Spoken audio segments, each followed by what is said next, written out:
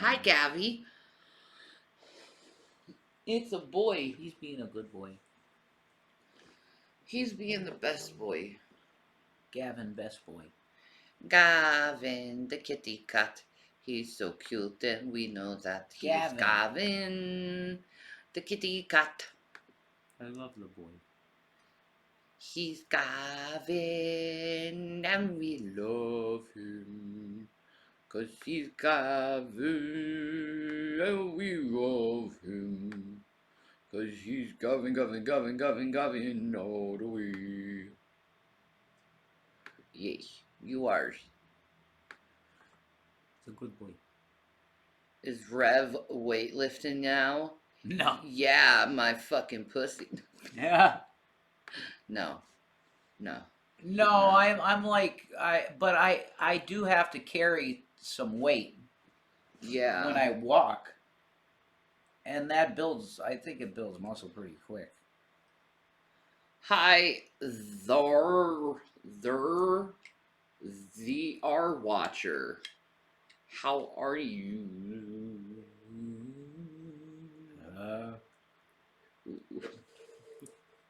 Boy.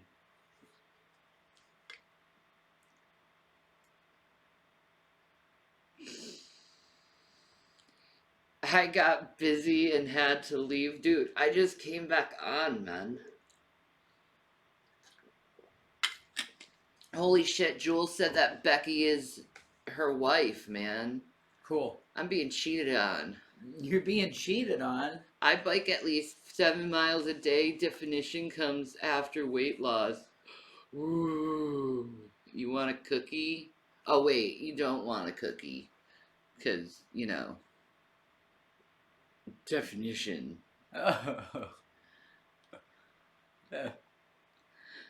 Theological question. Do Christians have a license to sin? No. No. But I thought, Jules, you were like with a committed thing with Shanny here. I feel cheated on. You're heartbroken. It's okay. It's okay. We're supposed to be reviewing the world's or Britain's most hated couple. I figured since we're America's most hated couple that, you know, watching Britain's most hated couple, it might, yeah. But we've never done anything like this. Okay. Yeah. All right. House of Horrors. The House of Horrors. Horrors.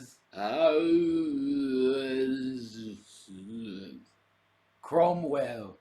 Cromwell. What you want? We're gonna be doing this the whole time, aren't we? Probably. Oh no. That's likely. 25 Cromwell Street, Gloucester, home to Fred and Rose West and their 9 children. I see that guy's Outside, face an somewhere ordinary before. family home. 9 fucking children? Hell no. I think I heard of this guy before.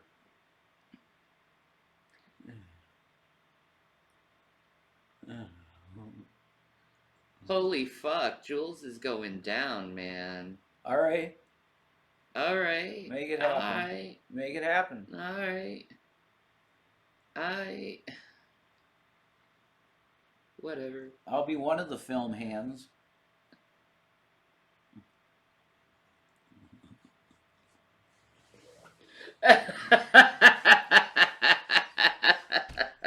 I'll volunteer that service. I'll film it. I bet they're from North London. Oi! Right? Fred and Rose West, that's right. That's right, Melly. Fred and Rose West. Down in North London. Outside, the scene of some of the most horrific crimes in British history. Oh, shit. Both his faces over and over me. They said, we're going to kill you, and we're going to bury you under the paving stones of Gloucester. A house of utter What? depravity.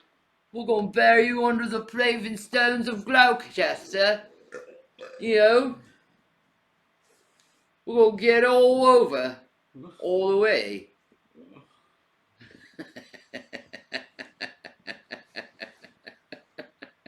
Right. No, Gloucestershire, West Midlands. Oh.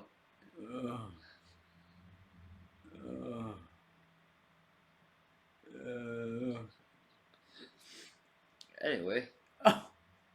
I've definitely seen this guy's story. Oh no, man. Yeah. Which shocked even the toughest investigators.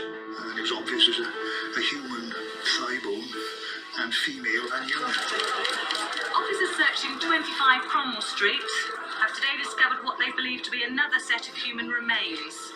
You are facing something that you have never, ever seen before.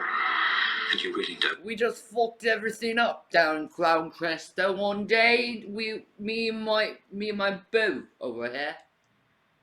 We just decided to do it. Oi. We were naughty. Very naughty. Naughty. Oh my god, Golden Goddess of the Geeks is saying, hey daddy. To Dragnet. Oh, well, ugh. She's one of the chicks that fucked him, I think. Ew. I said don't bring them in here. That's happening now. Don't bring them in here. That's what that is. Just so you know. Yeah. Yuck. Go away.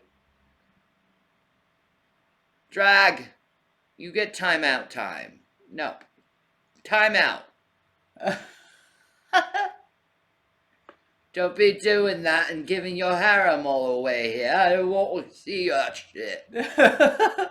Fuck. We got to be respectable mates, aren't we? I love you, Becky. Aren't we? Let's be respectable. We love you, Becky. You gotta do what you gotta do. Leave your female fantasy on your own channel, goddammit. Don't want to see it. This is the true story of Fred and Rose West.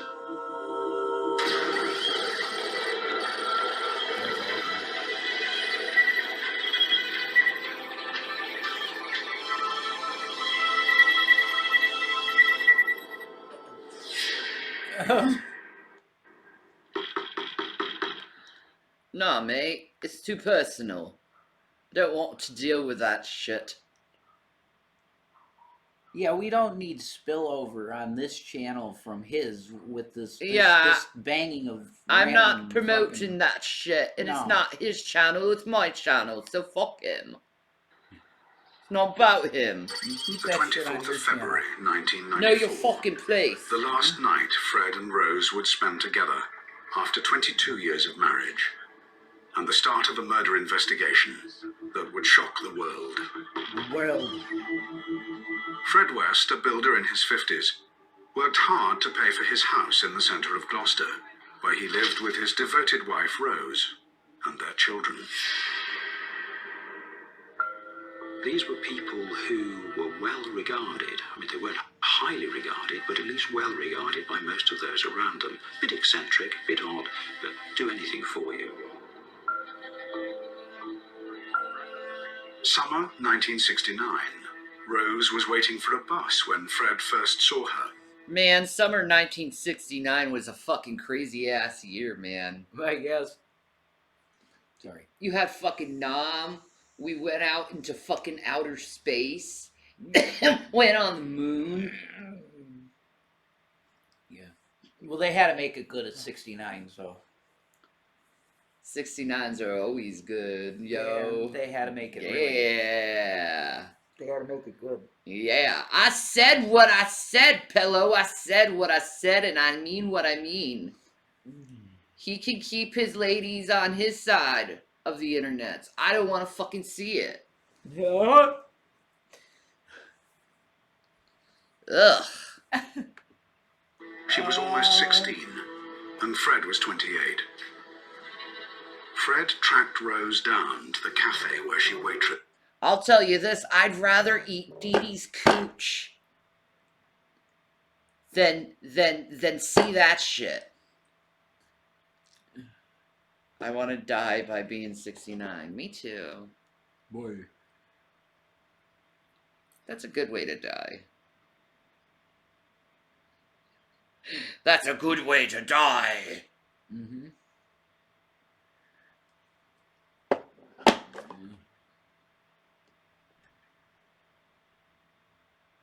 Shanny, I used to own a chocolate shop called Chocolate Heaven in Gloucestershire. Oh! German chocolate. Oh. That chocolate place in Boulder. Germans know how to make fucking chocolate, bro. I've heard truth. Yeah, what's your secret? Uh-huh. Ew! McDonald's is poison. They have awesome Cokes. Thick-set and strong, Delicious the Cokes. son of a farm And Fanta labourer, Orange. Fred got his way with the women he pursued. Oh shit, Fred got Soon, his way. Rose was Fred's lover, They got his Oh way. shit. pregnant with their first daughter, Heather. Oh shit, they got pregnant out of wedlock. He got his way. Oi. He did, he got his way, he got her pregnant, he got her knocked up. They need to get married. It's 1969, they have to get married. Shotgun. Her wedding. father is not gonna appreciate that shit. Well, it's a bullshit wedding anyway, isn't it? My fucking tongue. It's bullshit. It's right bullshit. It is right bullshit. It's fuck. It's fuck. It's fuck. It's fuck all. Oh, fuck all. It's fuck all. Fucking wanker. A wanker. He's a fucking wanker. He's a wanker. He's a fucking wanker.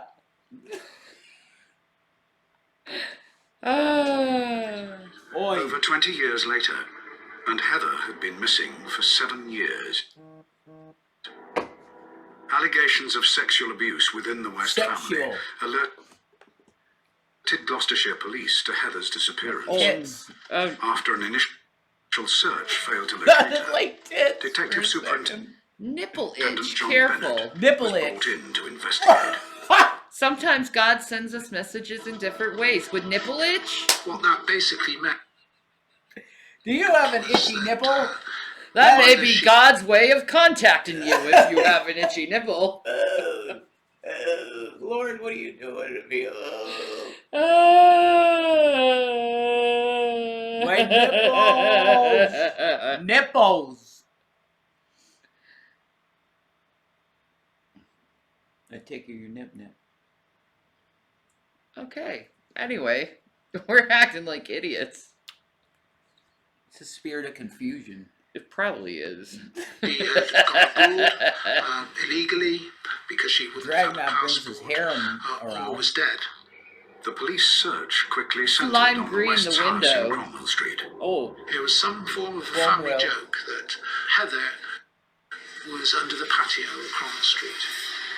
This being mentioned mostly by Fred and Rose West to their children. They joke around and say Heather's underneath the patio. Yeah, I put Heather under the patio. She was about to go one day, and then, you know, an accident happened, and we decided to put it, hey, why not commemorate her memory by putting her under the patio? Right. Hey, Gavin. Hi, Gabby. Hi, baby. Gavin. My baby. Did You're your my phone? baby. Yeah, you come here, baby. Come here, baby. Go ahead. Come on. Oh, Come on here, That's a ball. son. Yeah, you're a good boy. oh. Yeah, you're a good boy. You love me. Yeah, such a good boy. Oh.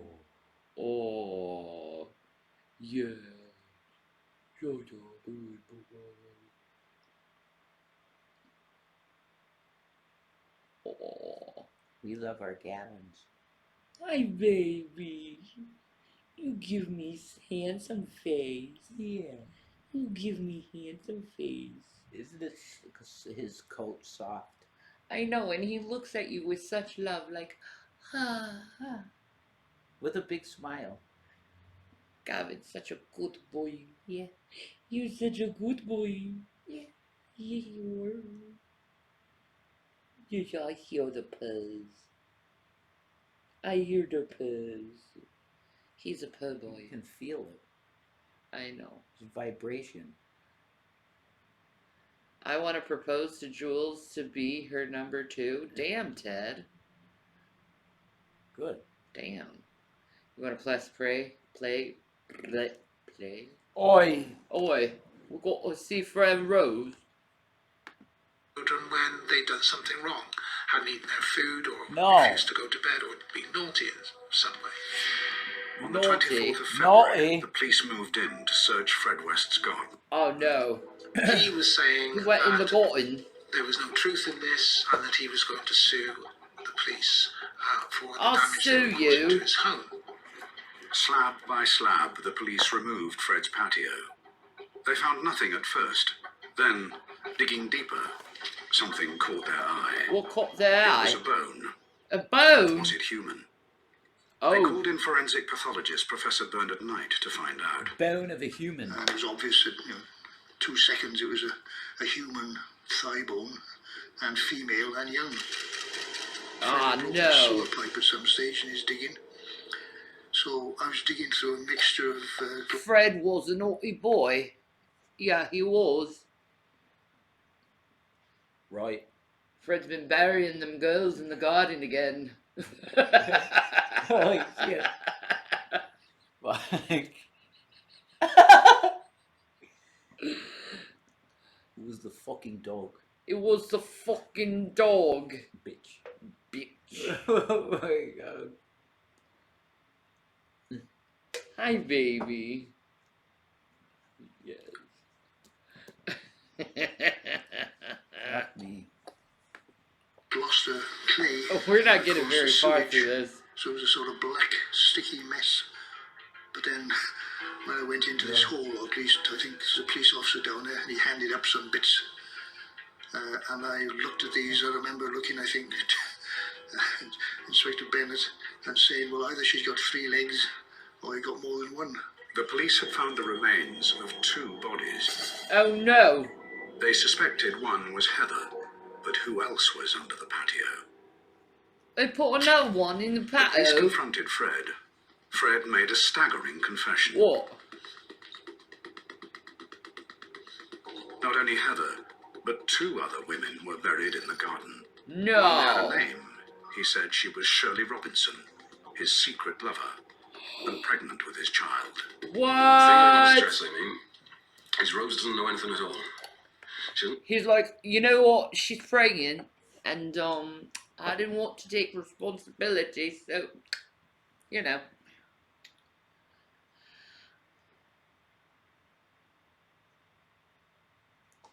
Ugh. Don't abuse women, drag.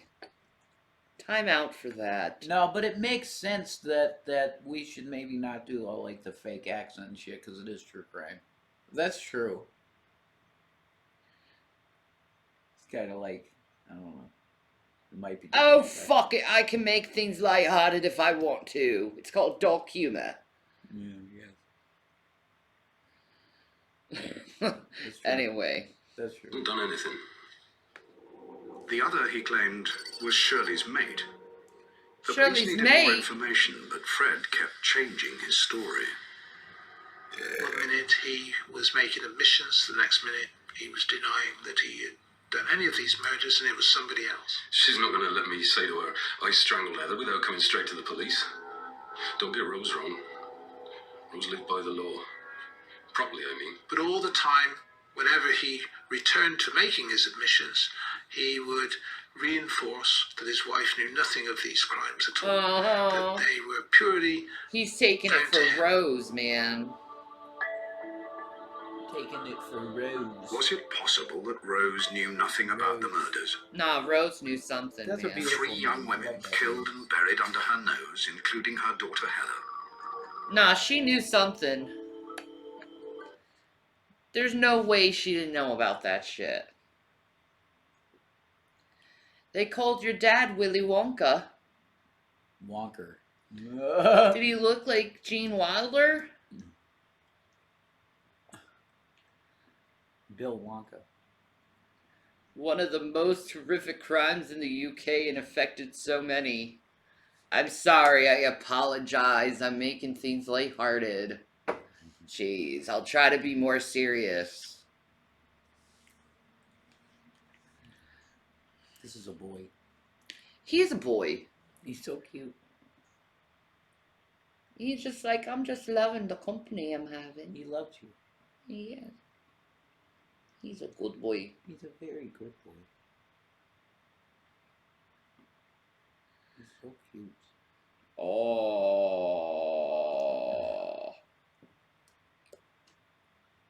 You guys are beautiful. Didn't affect me. I don't even like children. Holy fuck.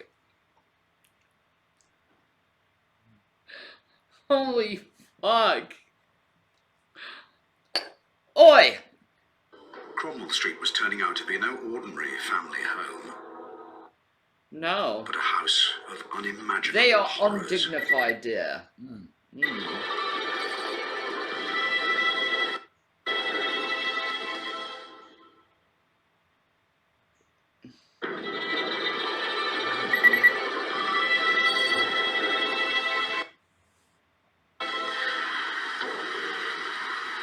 Carbonara, Ted. In 1994, Yum. one of the biggest criminal investigations in Britain began in an ordinary house in Gloucester.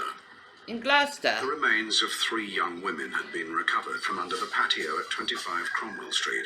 That's fucked. One of the victims, Heather, was the teenage daughter of builder Fred West, who'd confessed to all 3 murders. Now, Fred had started to change his story. But in one thing he was consistent. His wife, Rose, knew nothing about the murders. I know she doesn't like She knew something, man. but she'll not have it broken. He even started to converse with the officers off tape, almost suggesting that he wasn't guilty of murder, he was guilty of manslaughter, that he would be out soon, that this would all be some big tragic accident that he would portray. Was this a case of manslaughter, as Fred claimed? Or were his quick confessions masking something far more sinister? Evidence found with a 3rd My victim baby pointed to murder. boy. He's cute. One of them had a black plastic or leather belt with a buckle. His first Again, victim put was one my under the friend's chin, mum. over the top of the head. What? Okay. Of course, because all For the real? soft tissues had gone, everything had sort of I'm moved a bit doubting and that. fallen about, but it was obvious that this was some kind of bondage thing on the head. But who was the 3rd victim? All the police knew was what Fred had told them. She was the friend of his secret lover, Shirley Robinson, the 2nd victim found at Cromwell Street. It was obvious it was going to be hard to identify these bodies because the bones themselves never give you any clue as to who the person is, not the bones. Usually it's the face, the skull, and the teeth. And of course that's the province of Professor Whittaker. No. There is more information in your teeth about you and your lifestyle and your age and possibly even how you died than there is in most other parts of your body. What? Especially if the body is decomposed and the soft tissues are gone, the teeth are still there. To help the police, Professor Whittaker needed photographs of likely victims. Of likely victim. Providing we can get a photograph of them smiling and showing their teeth, those teeth have an incredible amount of information in them in terms of height, tilt, roundedness, all of these which will show up in a good photograph. And so we... That's interesting. Alright, alright. So many families were affected.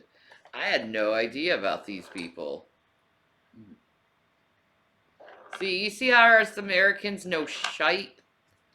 I seen this guy's. We assess those in the laboratory and then we sort of fuse Simply a photograph that comes into me from the police Oh. with an image of the Daddy. person's skull, and if we've got it right, it sort of goes click. Click. But how could the police provide photographs when they didn't have a name for one of the victims? You're my baby. Unsolved missing persons files were reopened. Names began to emerge. Winter 1968. Ah, shit. Mary Bastholm, a young waitress, went missing from a bus stop in Gloucester. Ah, 5 years later, a young student, Lucy Partington, vanished from another bus stop, this time in nearby Cheltenham. huh. Was it possible one of them was the third victim buried at Cromwell Street? Or could they both be there?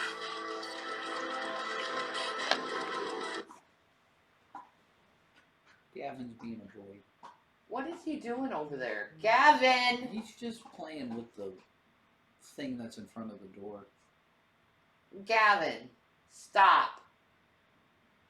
He likes the feeling of it on his feet. On his paws. Good boy. Yeah.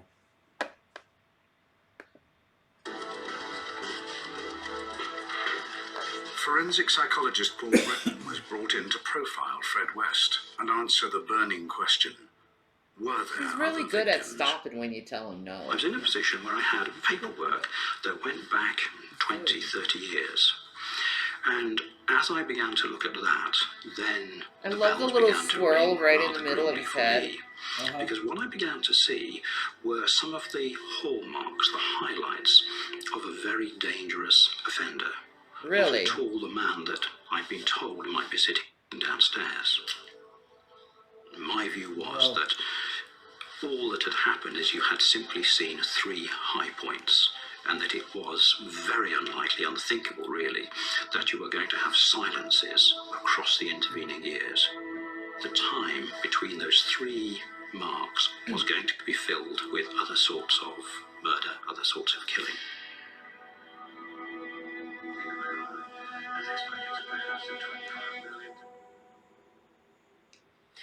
A man will appear in court this morning following the discovery of 3 bodies in his back garden. 52-year-old Fred West from Gloucester is accused of murdering the women, including his 16-year-old daughter Heather, who disappeared in 1987. I listened to the news His own daughter. and I just went straight back. That's disgusting. There's no words for that. How can someone? How? I don't know. I don't know how that's possible. Like, why was the mother okay with this shit? These people are disgusting. Your own daughter. It's insane. To 1972, and I was there again, and I remembered those words, you know, bury me under the paving stones. There's hundreds of girls, and I thought paving stones, patio, Hundreds? same thing. Hundreds. Caroline Roberts looked after Heather when she worked for the Wests as a nanny. Deeply disturbed by news of her death, she rang the police to offer a statement. That night I couldn't sleep at all. I knew the police were coming in. I was trying to remember all the things that I took 22 years trying to forget. And it was so vivid that in the end I had to get up in the middle of the night and I just wrote everything down. It was haunting for me because I really felt responsible for their deaths. It was almost like they were my family. You can't do that to I knew yourself. them intimately, and I think that's because I know up to a point I shared the same experience as them. Another call to the police, this time from a friend of the parents of Linda Goff, a girl who had gone missing in 1973 and whose last known address was 25 Cromwell Street. New information started to emerge.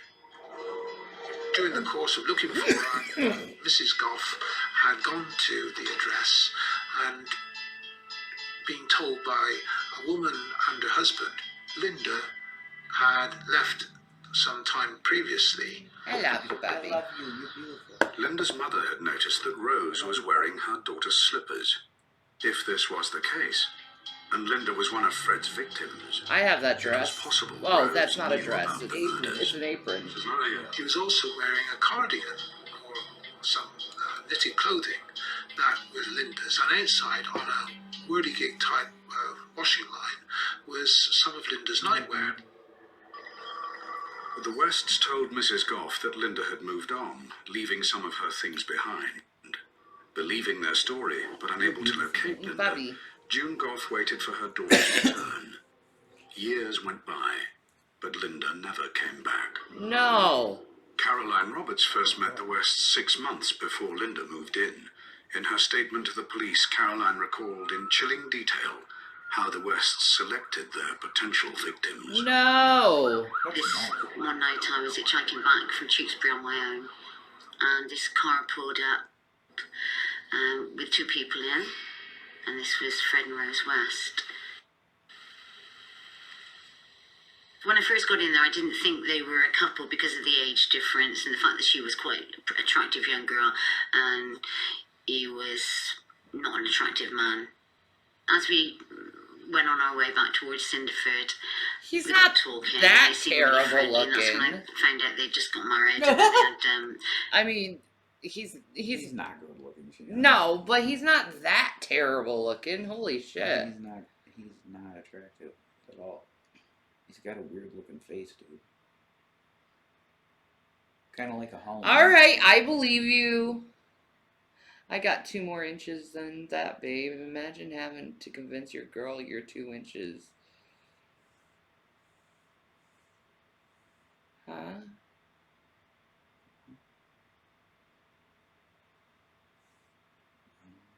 Okay, Fluffy McGuff. I have no idea what that means. As you were, sir. 3 little girls, and they were talking to me and asking me about what I was doing and that, and I said that I tried to avoid being at home as much as possible because my stepdad kind of just didn't get on. And with that, they both at the same time just turned around and said, "Hey, would you like to come and work with us, looking after our children?" Our children. And within a week of meeting them, I moved in to 25 Cromwell Street. What are you, nuts? Caroline's job would be to look after Heather, newly born baby May, and Anna Marie, the oldest child from Fred's first failed marriage. One of the strange things was that they had a lot of visitors, mainly men, coming to the house. That's actually one of the names I was going to name my daughter, Isabella Anna Maria. That's so beautiful. Yeah, I know, right? I love that. And Never. Shannon will never have a girl. And I'm sure she must have told me she... So I put that behind me. This womb will never carry a girl. Only boys were made in here. Right.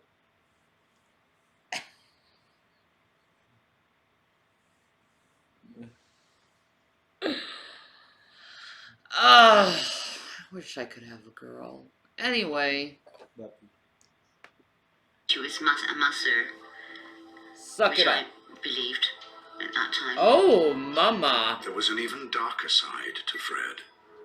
Oui. He'd tell me things like he'd performed abortions. Oh, don't worry if you get pregnant, Caroline. You know, we can put you right. I can do abortions. I've done abortions before. Holy shit. And the sickening thing was that he would say things like, yeah, and the women were so grateful they'd offer their bodies to me straight after. Ew.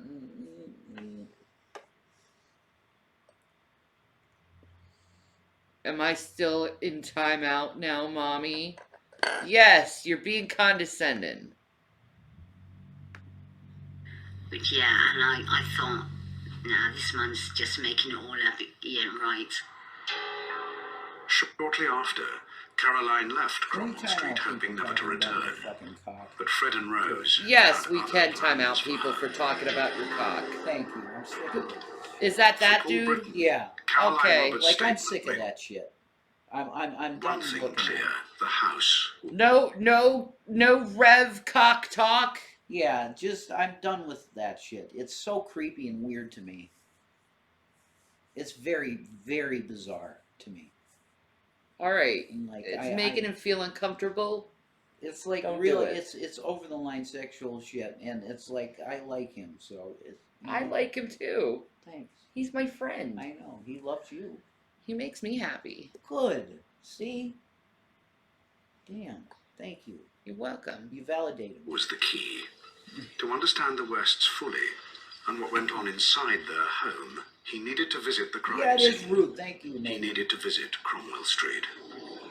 It was an ordinary house. It was one of a row. It was the end one, as I recall. I think its neighbour on one side was a church. The church walls made the boundary on one side of the house. Going up the stairs, they're quite steep, but as you turn round on the back of the doorway and the bit above the doorway, there is a full-length. Yeah, they must be bored with their stupid lives. It's okay. They'll live. Picture of a woman, very reminiscent of the young. Oh my! Rosemary, beckoning. Rosemary. Disturbing details of the West's lives started to emerge. Bedrooms Rose used for prostitution, fitted with listening and recording devices, so that Fred could watch. But What? He was a pimp?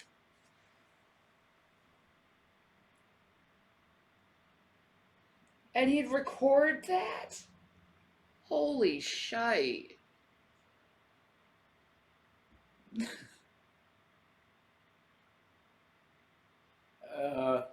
He just wants to be banned?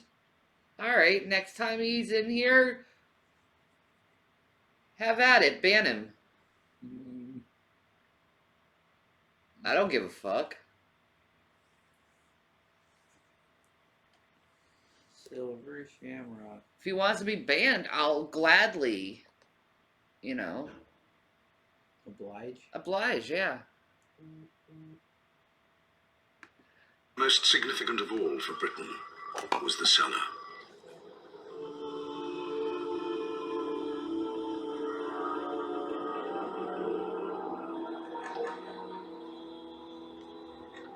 This part of the house was quite self-contained. People could go about whatever they did there, being reasonably sure that they weren't going to be disturbed.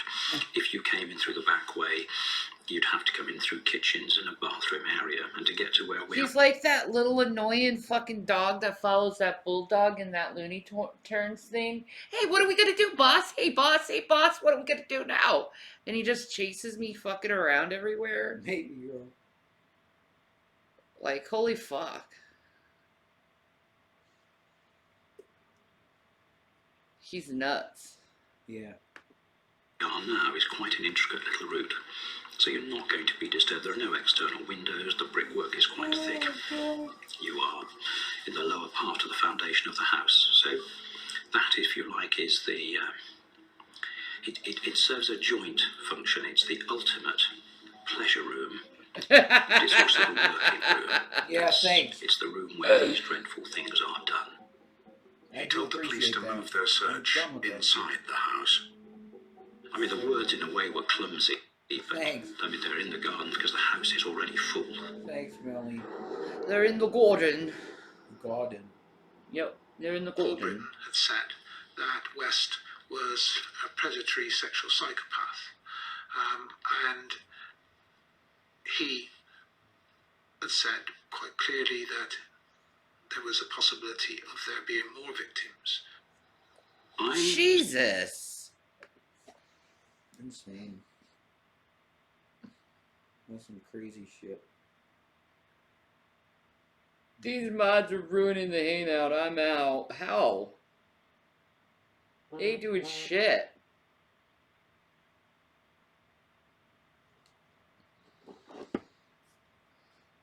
Baby carrot. Aww. Aww. What a little cute edgelord. No, I'm just sick of hearing about it. Like, I'm sick. You just got timed out for 69 seconds. I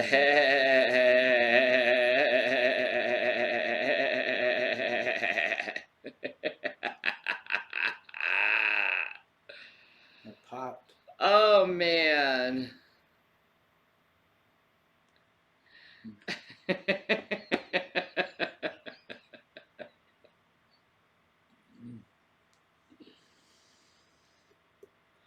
Jewel rules with an iron fist. We're more lenient. Got him. I'm out of here. Saying now that you are facing something that you have never ever seen before, and probably very few of your colleagues have seen, and you really don't want to see it. He'll be back. The police began to search the cellar for more victims. Fred was told they had moved inside the house. He was also questioned about Linda Goff and why Rose had been wearing her clothes. Fred refused to answer. Just after 5:30 that afternoon, She was wearing a dead chick's clothes. Whoa. Why are you wearing a dead chick's clothes? Oh, she gave them to me. Yeah, she's missing, you know that, right? Oh, I didn't. Bless you all. Jesus bless you guys. Yeah. Ah. Finish and moan. Zoom tight. Thank you. I received a phone call from the cell block to say that Howard Ogden, the solicitor who was representing West, had asked to see me urgently.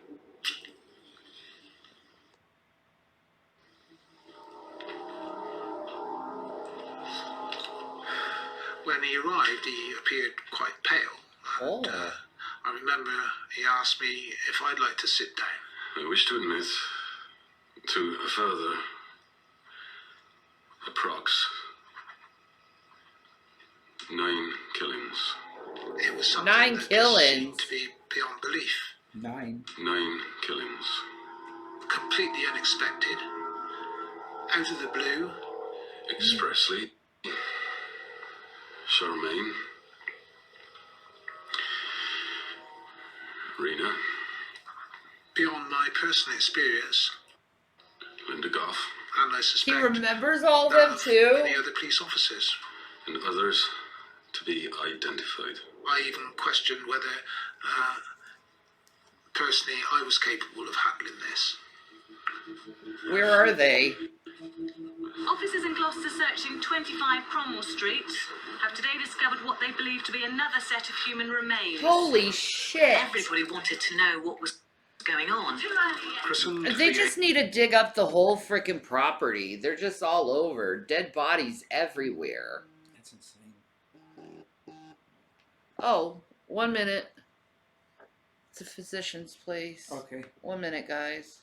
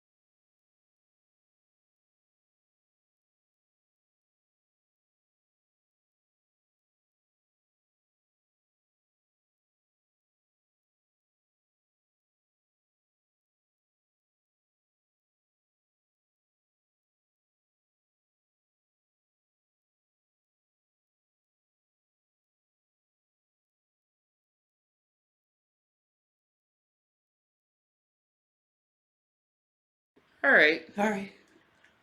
That was just a reminder. Confirmation. Yeah.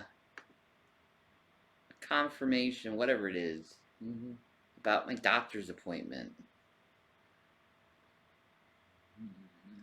Hi, Stitchy Sue. How are you?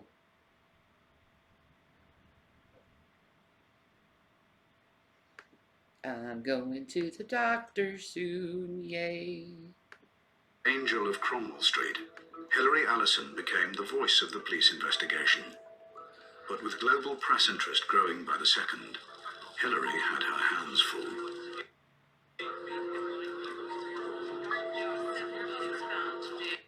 My recollection is... Wait, 1 minute. I gotta go potty.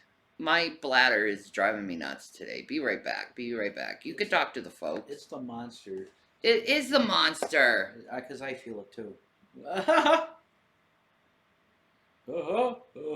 I do have an unblocked show. Okay. Oh, my love. Do you want a Sammy? No, I'm good. Okay. I'm fine. Okay. I've had food. Okay, Bobby. I love you. I love you. I gotta go pee-pee. You know you're an amazing girl. You know you're an amazing boys. No, I want to be better boy for you. You want to be better? Yeah. How? I gotta get my head straight. That'll happen, my love. Yeah. You're the best girl. Thank you, my love. Oh, God, I got to go and pee-pee. She has to pee-pee. Oh. And Gavin be your pee-pee guard. Is he coming? He might come to you. I don't see him anywhere. I don't see him anywhere either. Yeah, I see a drag. You're there.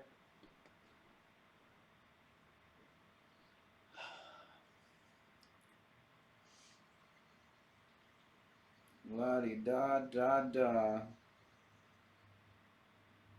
This true crime shit is really awesome, though. Like, I'm, like, addicted to it, definitely. I like this shit. I just wanted to ask what I should add to treat stream before Shannon times me out again. I don't know what I mean, I think gumbo, like if I were to choose something that I could eat, you know, I think I would go with like a good, you know, gumbo.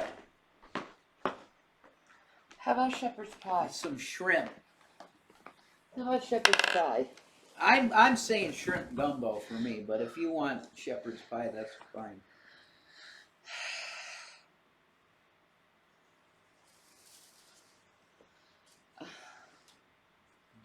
Bajan rice. I'm going to look for shepherd's pie. Okay, there you go. You took and then gumbo. All right.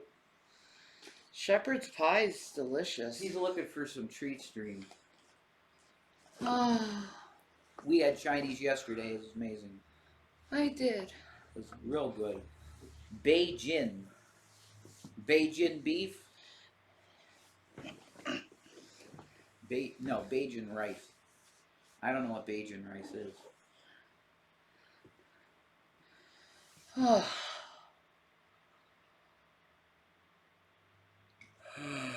I've had some good Louisiana, like smaller restaurant Louisiana cuisine. Definitely good shit. Cajun cuisine. Like place in the Poconos. Fisherman's Wharf it was called. And they had like Cajun, oh my god, Cajun catfish and shit. Oh.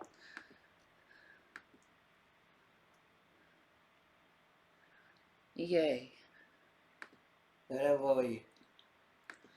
I'm back. Yeah. Oh. Meow. Meow. Meow. You like kitty cats. Oh. Rice from Barbados. I wish I had some fucking shepherd's pie. I need to make that. Yeah, that'd be great. Walking out to give a briefing and suddenly having cameras flashing all over the place, questions I do being see asked the of answer you, in meows. microphones thrust in Exactly. your face. And what we had to try and do was manage that and say, come on folks, be I speak kitty cats.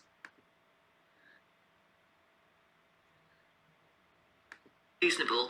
Questions one at a time. We will read a statement out for you. We will do some interviews with you individually afterwards if you want it. But please, can you just back Oh, back? nice. Yeah, Come seafood down gumbo. Collins That's Street it, and the Drag. place All right. looked like, you know, it looks like a football match with Japanese photographers, and at one occasion the police had barriers up and they sort of burst through at one occasion. It was almost crushed against the wall. It was a bit off-putting when you're just trying to go to work.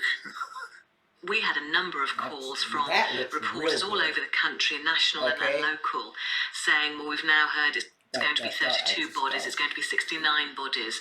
We've heard that Fred West has fathered 32 children. All sorts of Okay, no.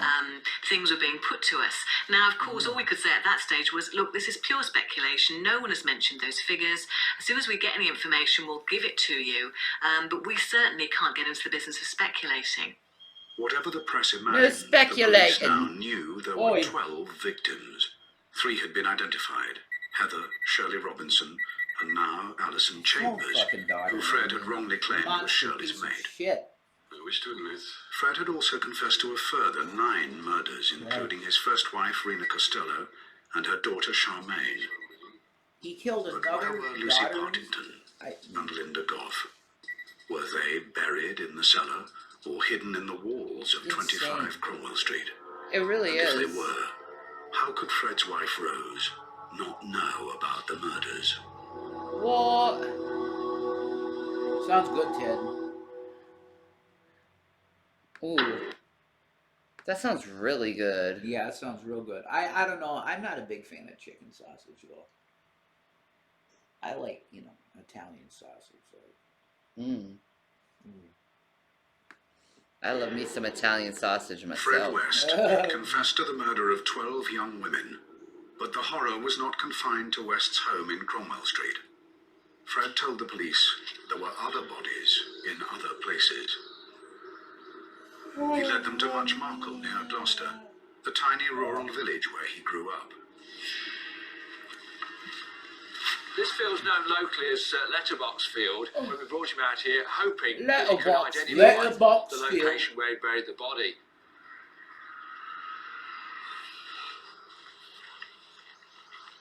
We were very fortunate. Within 4 days of starting excavations here, we did recover human remains, and those were subsequently identified as being of Rena Costello, Fred's first wife. Now, she hadn't been seen since 1971, so the body had been in the ground for more than 20 years. But there was something else, something detectives hadn't bargained for. What? Fred revealed that lying close by was another body, Rena's friend, Anne Her McFall, Irish ancestors. who, like Shirley Robinson, had also been pregnant with his child. At the time that we believe the body was buried, the field was completely different. There was a small pond down there, and more than that, the farmer told us that he'd added a... That's so cute how you say that. Pagan. Pagan. That's so cute.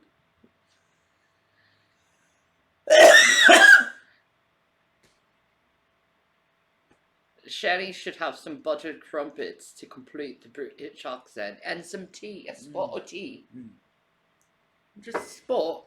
Just a spot of tea. Just a spot. About 8 or 9 feet of soil above the original level. And a biscuit. Exactly. A biscuit.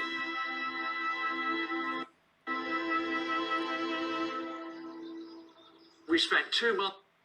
Oh, come on, Jesus. Digging out a huge amount of ground. In fact, the hole was the size of an Olympic-sized swimming pool. We'd done all... Da da da da da da. That's what Chantel says. That her hole is as big as Olympic-sized swimming pool. What? Doo-doo-doo, Thank you. doo-doo-doo. Told you, damn, we were trying to be nice. I know, right? Yeah. They'll do it just to do it now. All this work, right? And we were almost on the point of closing the operation down when we finally discovered the remains. The recovery of the remains of Anne McFall was rather poignant here because we believe that she was probably the first victim of Fred West, and she was the last one to be found. Oh, that sucks. Inside West's home at Cromwell Street, the police search was also reaching a conclusion. Inch by inch, they'd stripped the house bare. 5 more unknown victims had been painstakingly exhumed from the basement. And in the bathroom, they finally found the remains of Linda Goff. Cromwell Street was empty at last. With nothing left to find, and the media demanding information, the next task for the police was to identify the victims. This onerous task lay in one man's hands. Professor Whittaker was making progress with a skull from the cellar, with a distinctive clue Their to its names are all identity. whimsical. This Whittaker. girl must have had some damage to her two front teeth. They had crowns on them. These crowns were temporary crowns. Now, to a dentist, this means she had an accident probably. She had the work done to make new crowns. She had temporary ones put on, and she died and was unable to go back for that fitting. The precision of Whittaker's observations led a police colleague to ask him an unlikely question. Oh no, what was the unlikely question? Who's walking a lot? Andrea? Yeah. Ah. She remembered an incident from a hockey match many years before, when a local girl My had her last they teeth took him knocked out, from me, the troll and she asked motherfuckers. if it could be the same girl. We had, I don't know, 10 missing girls in Britain. They were in the frame. And a woman police detective says, do you think it could be this girl who was playing hockey? And of course the answer has to be, it's incredibly unlikely, but we ought to check it out. The team was put on to sort this out, and it turned out to be her. Oh.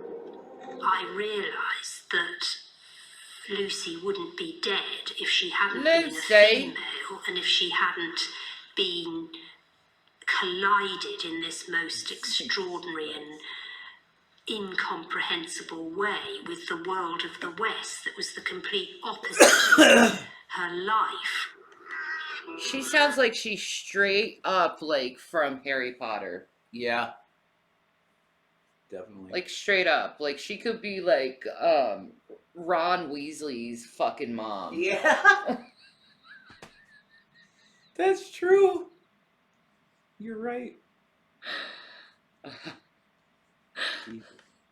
It's true. The girl who'd once played hockey was Lucy Partington. Oh, After no. 20 years of waiting, Marion could lay her sister to rest. She asked the police if she could see Lucy's remains. I just walked forward and took the lid off, and there it was, and there was something about the shape Harry of it Potter. Harry Potter. I never watched Harry Potter. Potter. Fuck. Oh my god, I love Ted. Harry Potter. He'd be so fun to hang out with. We'd just be laughing all night. But pretty much. Perpetually laughing. I knew that it was Lucy's skull. It was just like the shape of this Fucking dome. Ron Weasley's mom. Harry I told Potter. my mum what we were going to do, and I said, is there anything you Now we gotta do that. Harry Pot roast. The magical Harry Potter pot roast. It's pot roast with edible glitter on it. Whee! It's magical!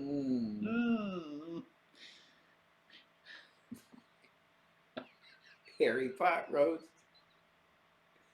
Snape. Severus Snape. Alan Rickman. I'll cook more. I definitely will. When we get our shit together. Fuck. When we get our shit together, we'll probably both be cooking, both be doing different types of streams. We'll be doing lots of cool shit. We gotta get our shit together. What did I do? You made us laugh. Yeah. you'd like me to put in with Lucy's bones, and she gave me these two old toys of Lucy's Two that old she'd always toys kept, that we played with as children. Alan Rickman. Alan Rickman is bae. I love him. Old straw stuffed lion that was called Chocker, and another one that was called Bunny, who was dressed up in his smart velvet trousers. We put Chocker and Bunny on either side of her skull and wrapped it all up. You know, it was like tucking up what was left. What? It really helped to make it real. What? Okay. Arranged. Okay. I've been away from the West's house for about a month. And then on December the 6th, I was hitchhiking back from Tewkesbury again, in exactly the same spot that they'd picked me up, 5 weeks earlier. When they pulled up, they were both sat in the front, and Rose opened the window, the passenger side, and was all smiling. And then she said, Oh, yeah. Carl, I'm so glad to see you. I'm really sorry about what happened. And then Fred leaned across and he was all smiling, saying, I'm really sorry, Karen, didn't mean to upset you like that. I was only joking. And then they were like talking and saying, oh, the kids really missed you and we really missed you. And I kind of felt like, even though I didn't want to get in the car, I kind of felt like they were being so nice that I had to. Okay. Okay, thanks. You're nuts. I would never get in a car with someone being like, come on in the car. And I'll be like, fuck you. Fucking creep boy. Get the fuck away from me. Fuck you.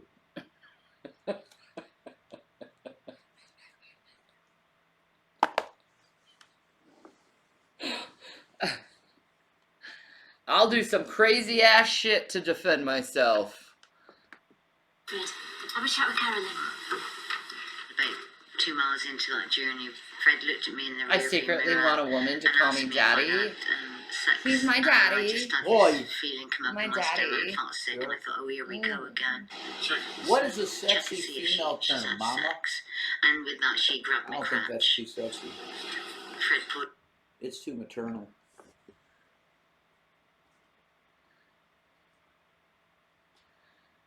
I guess it's like slut. Please.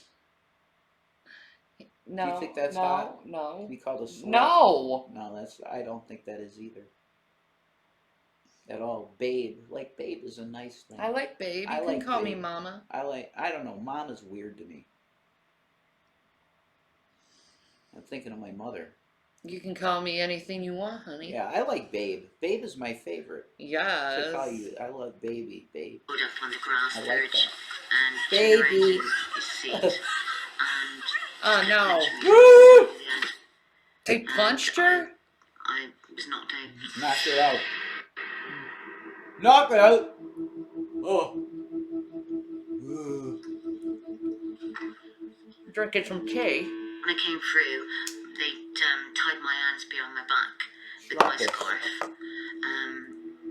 And they were wrapping like parcel tape all around my head. What They were telling me, if you just calm down, we're just going to make you a cup of tea, tidy your back up, and then we're going to take you home. And they did do that. They sat me down and they took the tape off me, undid my hands, and gave me a cup of tea, gave me a cigarette to try and calm me down. Give me a cigarette. And I did then think, oh, this is okay. They've just made a mistake. Yeah, drags. They think I'm something I'm not, and I'm going to go home. And a few minutes later, after we'd finished a cup of tea, Rose grabbed hold of me and tried to kiss me on the mouth. Ew! And the mouth. These are people Oh. the West's. She abuses the frickin' girls too. Joy, more satisfaction, more fulfillment. The wife knows. She kisses the girls. No, they're together in it, man. They're a team. Oh, it's so gross. They kidnap girls together.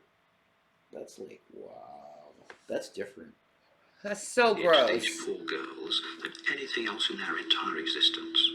And the fact that they did it together heightened the value and the pleasure to them. Fred was mostly watching. And then it progressed a bit further. And then they were both interfering with me. And discussing my genitals. And oh my Fred God. was saying that there was something abnormal about my genitals, but not to her. What a fucking piece of shit.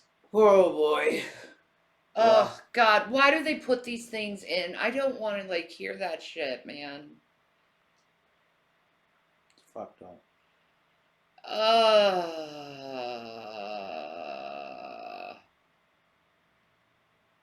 My girls.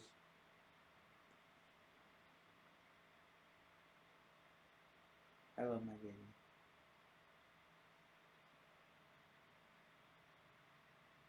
No, I understand, Violet. Yeah, this stuff is rough drag, you know? Like, oh, drag, shut up and leave me alone. When they get into details. I know, I'm just sick of him. Just take a timeout for... Someone put it on timeout for a very long time for me, please.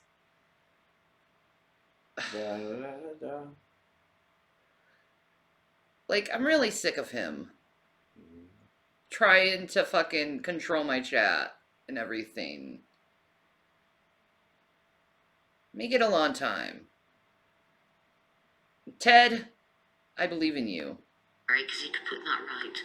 If you look at what happened to her, you see the antecedents, you see the script, if you like, for many of the things that were to come later and to be enacted with the victims who were murdered most terribly.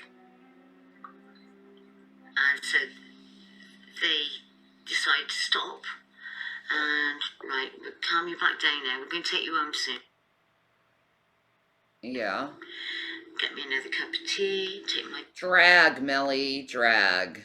I'm just sick of him. Gag out while I have this cup of tea. He's being passive-aggressive and it's getting on my nerves. Thank you, Prom Cracker, for gifting Violet Doll a gift. Used her for their immediate sexual gratification. That was important to them. They raped her, they dominated her, they controlled her. But remember, even at this stage, they were not in a hurry. They didn't expect to kill her necessarily, but neither did they expect her to be gone from them very soon. One of their weaknesses, one of their areas of being blinkered, is not really to understand. Thank you, maybe the quiet. Really are sentient, active people. And that means if they can get away... Every time I'm on, he's stalking me. It's so creepy.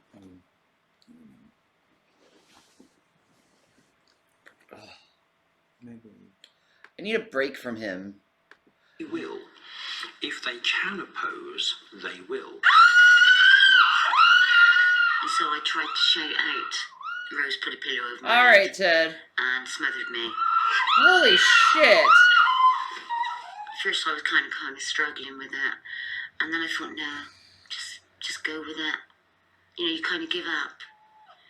And it's just so easy to just let it go. Just go off to sleep and that's it. It's over with. Fred came back and pulled the pillow off me. And that's when they ripped me up by my neck. And oh my god, that poor woman. So messed up, dude. So fucked up. Yeah. God bless her. I know. Horrible fucking psycho people. Right? Ridiculous. And that's when they threatened to kill me. They said... And then it's all about sex. Yeah, exactly, maybe. It's really fucking gross. And they said, we're gonna keep you in the cellar and we're gonna let It's like, I'm not fucking 16 years old. I don't need it to be talking about that all the time. No. It's not a fascination to me. I've thoroughly explored that area. Yeah. Black friends use you, and when they finished with you, we're gonna kill you. And we're gonna bury you under this paving stones at Gloucester. And he added that, you know, there are hundreds of girls buried there, the police haven't found them, and they're not gonna find you. Oh, that poor girl. Crazy shit. Being in the middle of those two psychopaths. Caroline was not alone. Evidence found with the remains of the West's victims suggested they'd been through something similar before their lives had been ended. We found one knife. It couldn't have been the knife that dismembered them because it was a long bread knife type, which was a bit round-ended. It couldn't be used for that. And the other things, of course, were bondage materials, I suppose you'd call them. They were sort of masks of sticky tape, stuff you tape on parcels, wrapped around the head, and some plastic tubes which had been pushed up nostrils. Pretty bizarre stuff. Nostrils? Remember, if you look at what happened to these young women, you see a progression of debasement, of mutilation. You see physical mutilation. All of these things are much more enjoyable when they can be repeated in discussion, in shared memory after the event. And this would be an area where Rosemary, for Frederick West, would be absolutely vital. She had enormous value to him. In 1972, Caroline Roberts was raped, abducted, and nearly murdered by Fred and Rosemary West. They spared Caroline after she promised to stay silent about her ordeal. She slipped away at the first opportunity and went to the police. Still traumatized, Caroline was unable to face a rape trial, so the police charged the Wests with indecent assault. Fred and Rose were released with a £100 fine. Wow. I think the most shocking aspect of this case is it ever got to being a set of serial killers plying their trade. Everything that we know about the Wests was evident in that first case that went before the magistrates all those years ago. They only got fined £100 for doing that to that girl? And the shit they did to her was fucking horrible. Wow. That's fucked up. £100. No jail time? She was raped and sexually assaulted and shit. How the fuck? What? Fuck that shit, man. That's disgusting. That's not justice. That's not justice at all. Not even remotely justice. Right? That's disturbing shit. Where is the fucking law? What the fuck? Instead of serving a prison term for rape, the Wests were free to murder Linda Goff, Lucy Partington, and Caroline. Again, cops fail. It's unbelievable, dude. You don't get this is from Caroline's statement. It was clear to the police that Fred and Rose were in it together. She's a perfect mother. Fred had been lying to protect Rose, who was still protesting her innocence. Uh-huh. Now under arrest, Rose was summoned to the magistrates' court, where she would be charged jointly with Fred for 9 counts of murder. In court, Rose would her face shouldn't be covered. On each occasion, she snubbed him, looked away from him. Oh, really? Didn't accept his attempt at touching her or advances, and this clearly quite perturbed him. Rejected and dismayed, Fred wrote Rose a letter. Well, Rose, it's your birthday. You'll be 41. It's still beautiful. Still lovely. On New Year's Day, around 1 o'clock. We'll always be in love. The most wonderful thing in the world was when I met you. West using parts cut from prison blanket and making that must be a movie. Snake-like rolled rope. We should look up that movie. Which he very neatly blanket stitched. About this? I will give you a present. All I have is my life. I think this is for. I was asked by the investigators, did I think there was any risk that the Wests might kill themselves or hurt themselves in an attempt to avoid justice, or if they tried to escape, or what their defence might be. And my view was very clear. Yeah, we did Wolf Creek. Certainly before a trial, would never make any admissions. That although it hadn't been anticipated by folks years before, she psychologically was much stronger, much more intact than Frederick West ever was. She would not say anything. Frederick West was very different. If he learned that Rosemary was in fact repudiating him, then he would almost certainly try to kill himself. And Rosemary began to repudiate him. Oh my gosh. She gets rid of him too. Fuck. Yeah. You feel better now? Yeah.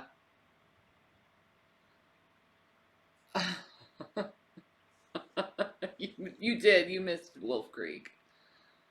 These people are nuts. Now she's gonna repudiate him, trying to get him to kill himself. That's love, babe. Oh, That's love, isn't it? Super. That's great. And so he killed himself. He did? No way. He did! Fred took the truth with him to the grave, and with... Holy crap, she got him to do it! Wow. That's pretty insane. Wow! Wow. That's pretty powerful mind of a person that can... Wow, Rose broke him. Manipulate somebody like that. I know, right? She broke him. Yeah. Something tells me she was the one wearing the pants in all these schemes. Yeah, it seems that way. No evidence linking Rose directly to the murders. It looked as if the Wests could escape justice. 25 Midland Road, the Wests' former home. It's on the couch. Under cheap kitchen linoleum lay the body of a child. She had been there for over 2 decades until the police recovered her. 8-year-old Charmaine was Fred's stepdaughter. Her mother, Rena Costello, had been murdered by Fred and buried in a field at Muchmarket. Charmaine had last been seen in 1971. Wow. A year Fred spent 9 months in prison, leaving Charmaine in Rose's care. Oh! He was in prison. She's an idiot. Unfortunately, She killed a little girl while he was in prison.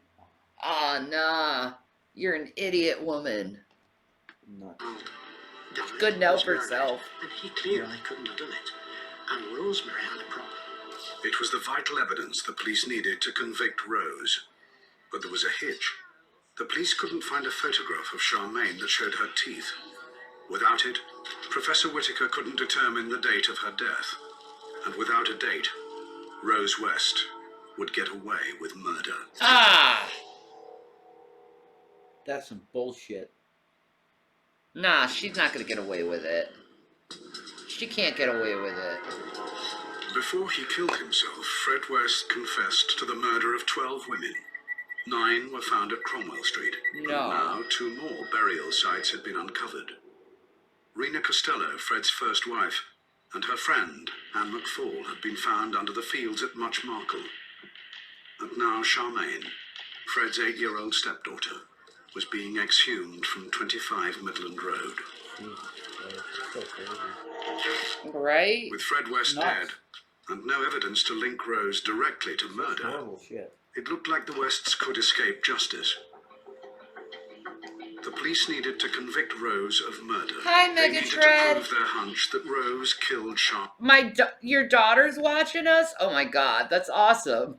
Thank you. This is kind of disturbing. But This is kind of disturbing. sorry about that. How old is she? I hope she's of age. Yeah. It doesn't matter. You're watching it. Yeah, that's Charmaine while Fred was in prison. To prove this, the police had to find a photograph of Charmaine showing her teeth, so Professor Whitaker could match it She's to her 30. skull. Oh, and work okay. out the Beautiful. She's fine then. That's beautiful. Thank you. Sort of almost in despair.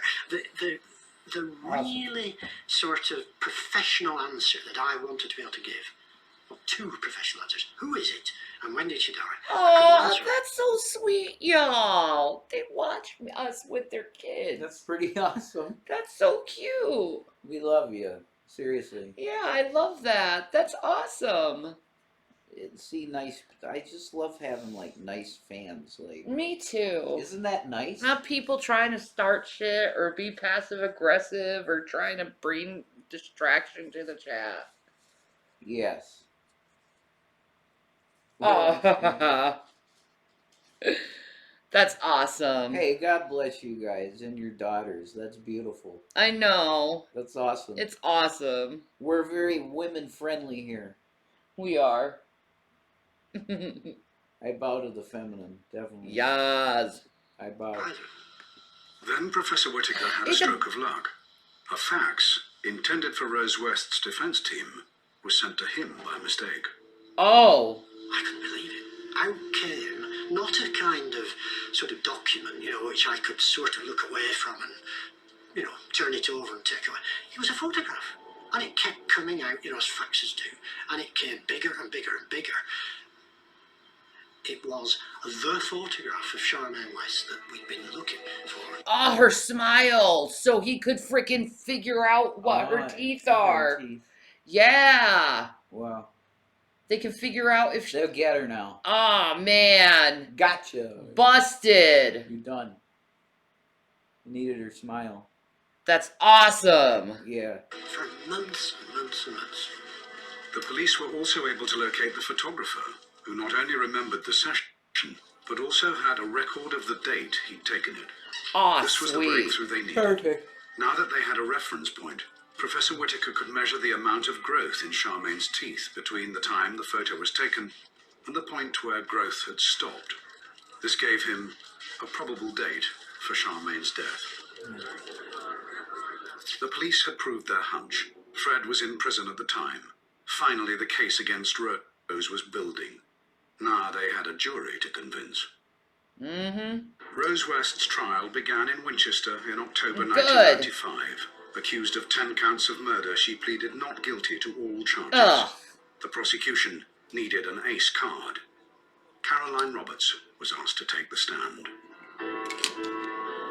I thought, right, I'm an adult now. Back then, I couldn't have handled it, but now I can get her. This. I'm going to do it. What happened to me, it happened to these girls, and I wanted to at least get justice for them. Yeah. Yeah, try as I may, attempting to explain to anybody here in Germany what it is that I am watching just results in total confusion. Well, no, Melly, apparently we have a lot of fans in Germany. Yeah, we do. Apparently we are pretty popular in Germany. That's what we've heard. So... and like military bases and shit. Yeah, military guys like us, police like us. Yeah, that's nuts, isn't it? I guess we're good like talk radio type. Yeah, we make them laugh. Yeah. I'm so proud of this lady taking the stand. That takes so much freaking courage. This time I didn't care what anybody said or thought about me. I was going in there and I was going to stand up to them. I knew she wasn't innocent. When I was attacked, the nearest I came to death was at her hands.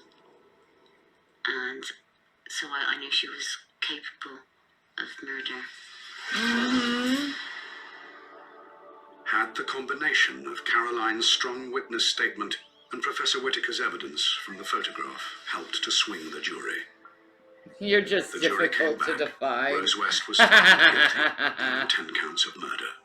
The trial judge in sentencing her said she should never be released. She is always... She looks like an old granny. Maintain her innocence. Juanita Mott, Therese Siegenthal. Linda, if I know that Rosemary West was sexually abused as a child by her father, and I know that when she was 15 she was abducted from a bus stop and raped, and that 4 years later when she was 19 that's what happened to Lucy. Catherine Costello, and I gradually, as the years have gone by, I've felt more compassion for her. Lucy Partington. And I do hope that something of her life can be healed. That's awful. So many people. Hans-Jürgen is slightly suspicious. Well, I don't know. I'm just a Twitch streamer who talks to my audience and then does random crap.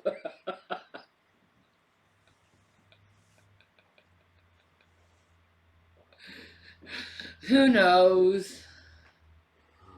Hi, baby. Hi. You okay?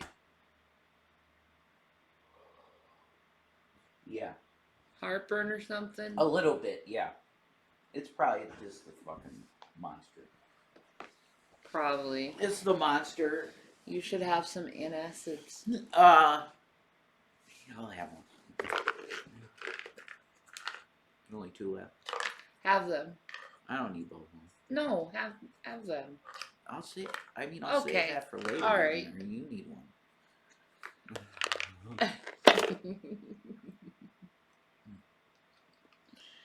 My baby. Oh, you're just difficult. Yeah, see? Yeah, I guess I am difficult to define. I just think you're pretty good. Baby. Winter fresh. It's cute.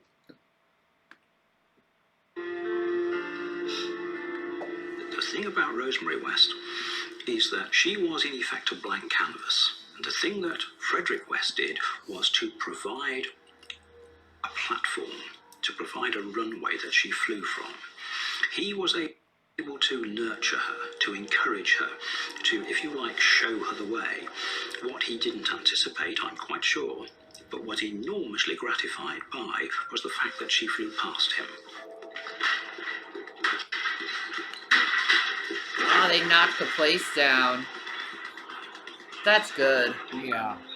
I believe places like that with so many murders behind it, they need to be knocked down. The energy, man, it's real. That's real shit. Who's Mary?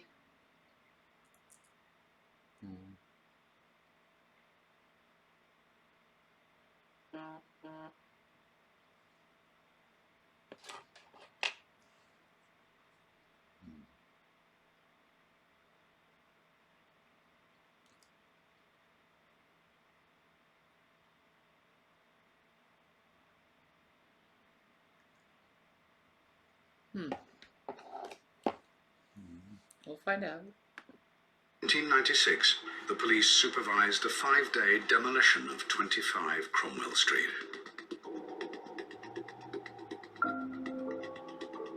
Speculation about other bodies, I don't believe I know any Marys. What she goes at? What is she under? And what's going on with her? Is she okay? There was speculation about other bodies in the house. They decimated that house to look for more bodies. Seriously, how many people did this guy kill? And this woman. Yeah, sorry. Possible victims of the Wests never found by the police. Both of them. Continues to this day.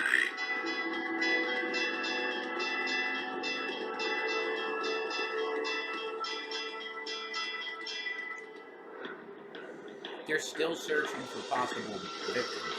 Holy shit. That's insane. Yeah, that's nuts. Wow. That's nuts, man. That is nuts.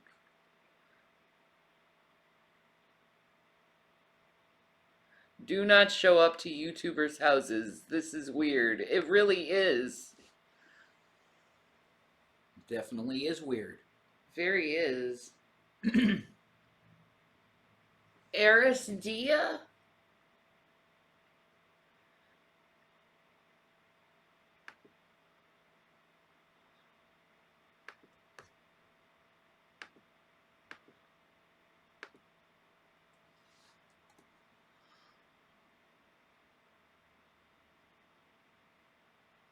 If you are aware that a crime has occurred and you have the evidence that this crime has occurred, the right thing to do is to go to the police about it, not YouTube. Oh. In 2009, when I was able to get away from a murderer, holy shit, I went to the police. I did not make a post on YouTube about it. I went to the authorities. And my aunt, and Adonis Paul, and Original Owl, They all want to come to YouTube with this crime and tell you all that I've committed this crime and they want me persecuted for it. Their thousands of fans are going to hound me for the rest of my life for this crime they accuse me of committing. But not a single one of them has ever attempted to have it go to court and prove that I committed this crime. Yep. Because they know they can't. They're accusing me of a crime somebody else not only committed but confessed to. If they truly have all of this evidence against me, they would go to the police. Oh. They do the same shit to me. So I get that.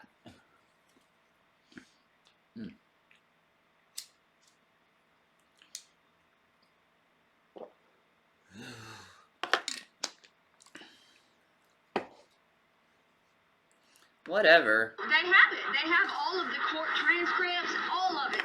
Everything they need. And yet, where am I? I'm walking around outside Los Angeles. Is this a prison cell? They have court transcripts for a man who confessed to the murder he committed. They have nothing on me. And if they do, they should prove that in court. Instead of running their mouths to their fans and trying to have me eliminated just because they believe I committed a crime somebody else committed. Okay. Huh. Okay. That was 2 hours ago? Huh. Alright. I've never heard of this woman before. Me neither.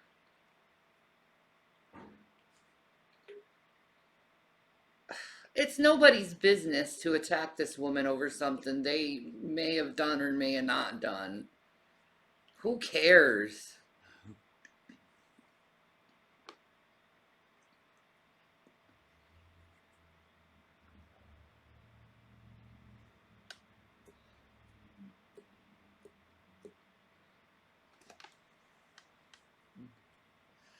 Oh, Lord. I'm not going to be wrapped up in that stuff. No, nah. Nah. No, we want true crime. Nah. Nah, I'm not going on internet rumors and shit like that. No, let's stick to true crime videos. Yeah, the produced ones, like stories. Ooh, Eileen Warnos. That is a rough story. No? Okay. No, go for it. I mean, we've seen. I know her story pretty much. Yeah. But you can do her real. I've never seen a thing like that on her, so. I'm not gonna get in that shit. No.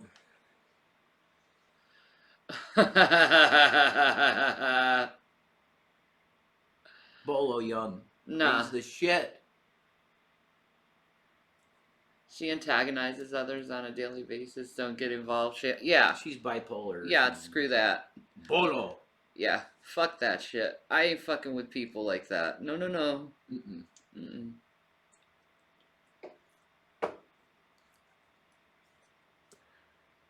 Amberlynn Reed shifts, projects, and binges again.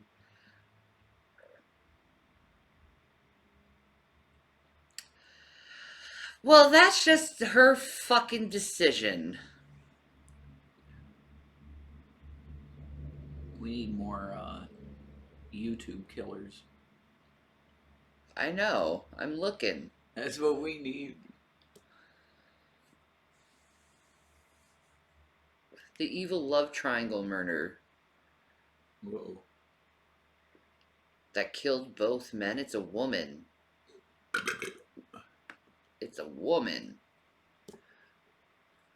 Hi, Julia.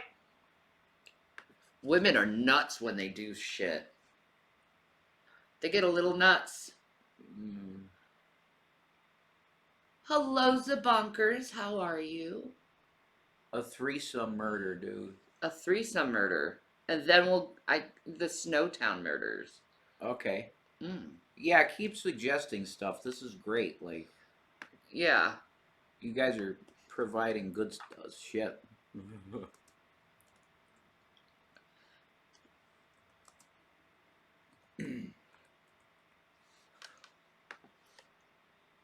Alright, we'll do that after. The Snowtown murders. Okay. Alright. Oh, there's a little independent thing right there for it. Mm-hmm. I want to celebrate. I bought you a present. I want to celebrate too. Friggin' trust me. Just don't get all funny after the job. Yeah, I'll try. Fresh you makes the calm me. Finish this job and move on. Just let the future be better. Oh, we've seen the pig lady. Yeah. We've done the pig lady. Yeah, we did. Sean Vincent Gillis. Okay.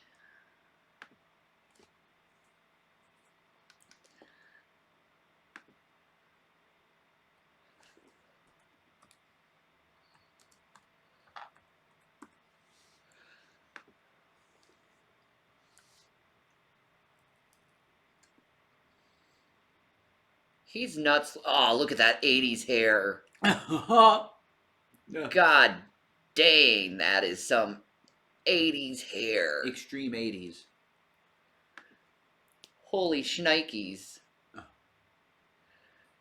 I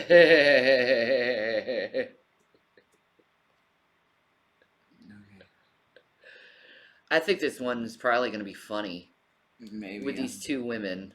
Or this woman. I think we have sex tomorrow night. I don't know, it depends. If we're celebrating or not. This is a disturbing phone call that took place in March 2016. And in this conversation, two crazed lovers were discussing their plans to murder her ex-husband. What? In Bianca's mind, her motive was simple. And through her well-spun lies and sexual manipulation, she was willing to coerce her new husband into becoming her personal assassin. Now, sadly, their plans would not go as expected. Jesus. And, even worse, the consequences of their actions would shatter the lives of not one, but 3 families. But who exactly was this woman? What did she do to become known as Melbourne's Black Widow? And how did she manage to evade the law for so many years afterwards? I mean... Afterwards. Jason's always down for it. What? Sex. Yeah. Same. All it takes to rev me up is just like a heavy making out. And then we're pretty much ready to go. He's like, I'm a sexy bitch. I love kissing. Me too. Making out's real good. Welcome back to Coffee House Crime, folks, and welcome to 2023. My name is Adrian, and today's story is a wild one. We're looking into the case of Bianca Edmonds. If lies and manipulation weren't enough for you, this case holds a massive amount of content, including interrogations, voice recordings, no, not at all the bonkers. No. But before we begin, just to let you just know, in that love. there's true crime and strange cases here weekly. We enjoy so each if other. it is your sort of thing, please consider subscribing to Coffee House I Crime. enjoy it. So let's get straight into the first case of 2023, folks. Please grab yourself a coffee, pull up a seat, and get ready for the deep dive. This is a recent crime. This is from 10 days ago. Yeah. Ooh, coffee. Yeah, that sounds so good. That looks so beautiful. An actual coffee. Ah. Starbucks. Starbucks. Grab your boots and hop into your nearest 4x4, because our case today pulls us into the floodplains of Victoria, Australia. Ah, Now, God, it's another no secret, Australian also crazy shit. Aussies. We got to do Aussies. We're covering the Aussies today, eh? Hey. Oi. Oi. No, oi isn't Aussies, man. Or I guess it can be, too. I don't know, and I don't fucking care. Yeah. Whatever. Oh my God. It's a bonkers. That's racist. That most of Australia's population lives near the coastline. And in fact, more than 85% Holy shit, of the dude. country's 26 million residents live within 30 miles of the deep blue. But when you think of rural Australia, the Great Outback is likely That's the first thing beautiful. to spring to mind. But there is actually much more to it outside of tumbleweed, dingoes, and the red sand. This is particularly in the south, where Victoria's rural setting is filled We with get the green grasslands and dangos. farms. And to be honest with you, throw me blind into Google Thus all Maps and I criminals. couldn't tell you the difference between the Take Route 55 and drive roughly 100 miles north of Melbourne, and you'll eventually find yourself in the small city of Shepparton. You can probably guess that not a lot goes on here. Oh, that's so pretty. That looks just like that one building in Red Dead? Dead. Yeah. You know what I'm talking about? The bar in Saint Denis. Yeah. Exactly like it. Exactly. The you know what I'm talking about, guys? In Red Dead 2, that bar? In Saint Denis. Where the fucking amazing fucking older fucking woman was in. You love her. I fucking love her. You want to be her. I do. She's like the fabulous Molly whatever. Yeah. Molly whatever. Yes, and the building in New Orleans. Yeah, exactly. Yeah. In Saint Denis. Exactly like it. It does, man. Crazy. With the sleepy city having only a small population of around 69,000 residents. Formerly a sheep station and a river crossing in the mid-19th century, it underwent significant transformation to become a railway town. And since then, a railway town? Is this where they got the Red Dead shit? The town also plays host as a major shopping and service centre for the greater regional area. And if you head downtown, there seems to be plenty to do here too, with many shops, bars and restaurants keeping the place alive. To add to this, a network of parks, reserves and forests follow the many paths laid through Shepparton, all of which offer fantastic sights and picnic spots through the bushwalking tracks. Skipping back to the year 2016, one of those living within the leafy suburbs of Shepparton was a woman by the name of Bianca Edmonds. Now, very little is known about her childhood or past, but in light of today's story, it is not necessary to know. Born in 1986, her mother Ellen raised her to be a polite young girl, and moving into her adult years, she's evil. She's like, I will take all the men's down. The bad seed. All of them. I've been to Australia. It exists. That's good. I don't believe you.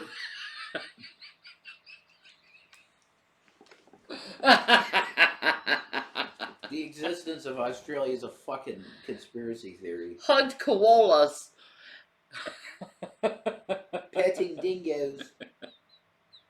Stroke your dingo. You made that up.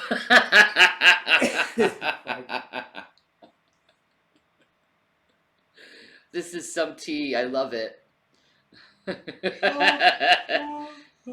Guess it was a dream. Oh well.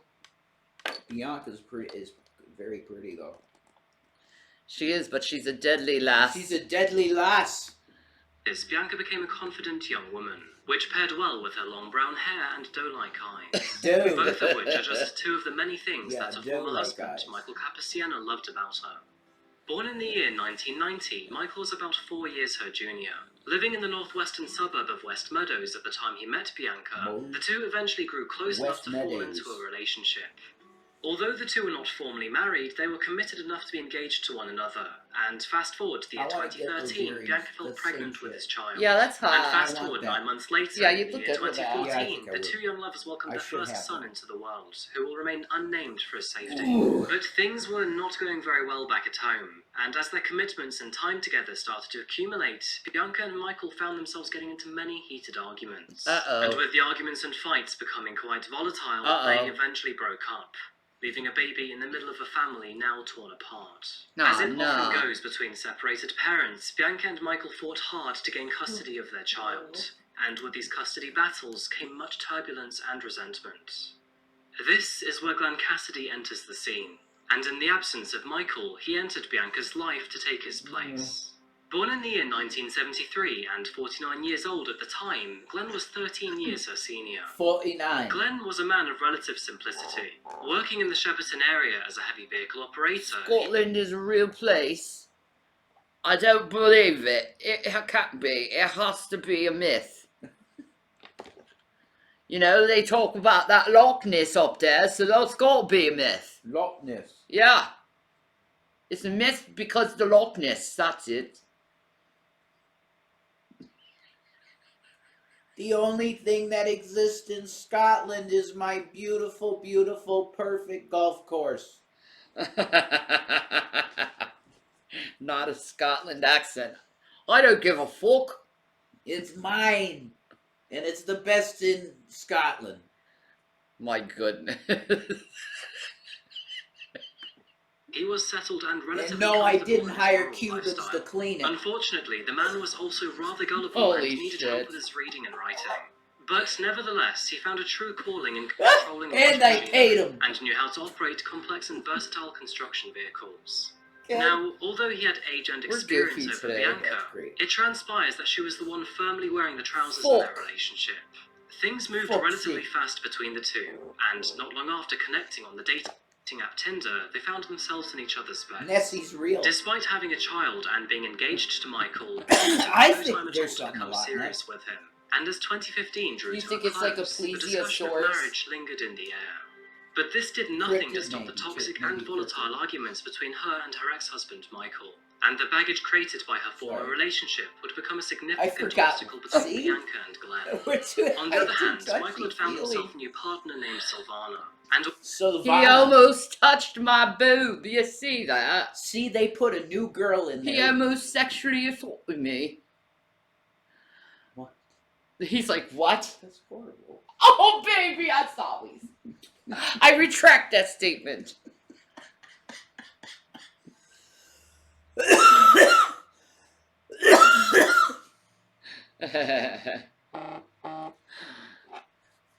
But for real, they put a new girl in the fucking relationship. They did. Sylvana. Okay? Now what's gonna happen with that? It leads to murder, doesn't it? Am I right? Huh. It leads to murder. They put a third woman involved. They put a third person involved. They brought another woman in, and it ends in murder. Wow, look at all that land. Man, you gotta be careful when you do this shit, if you're gonna do it. While he and his new girlfriend settled into their home in northern Melbourne, Bianca and Glenn moved in together 100 miles away in Shepparton. Needless to say, Sylvana took Michael's side in the feud, as did Glenn with Bianca. But the key difference here is how Bianca spun her version of the story. Moving forward, she made very damaging accusations about Michael, and often portrayed him in the worst possible ways towards Glenn. Oh, Naturally, really? Glenn didn't take too kindly to Michael after this. And as the ongoing custodial... She was one of those girls, you know? She broke up with a dude, and she just totally ragged his frickin', like, crap, man. The fuck? You're from Melbourne? No. Ah, okay. Awesome. Aussies. Haggis hunting? What? Haggis. Ugh. You have to have it with the chutney. Not interested. Battle over Michael and Bianca's son raged on. A parallel feud between the two men began to surface.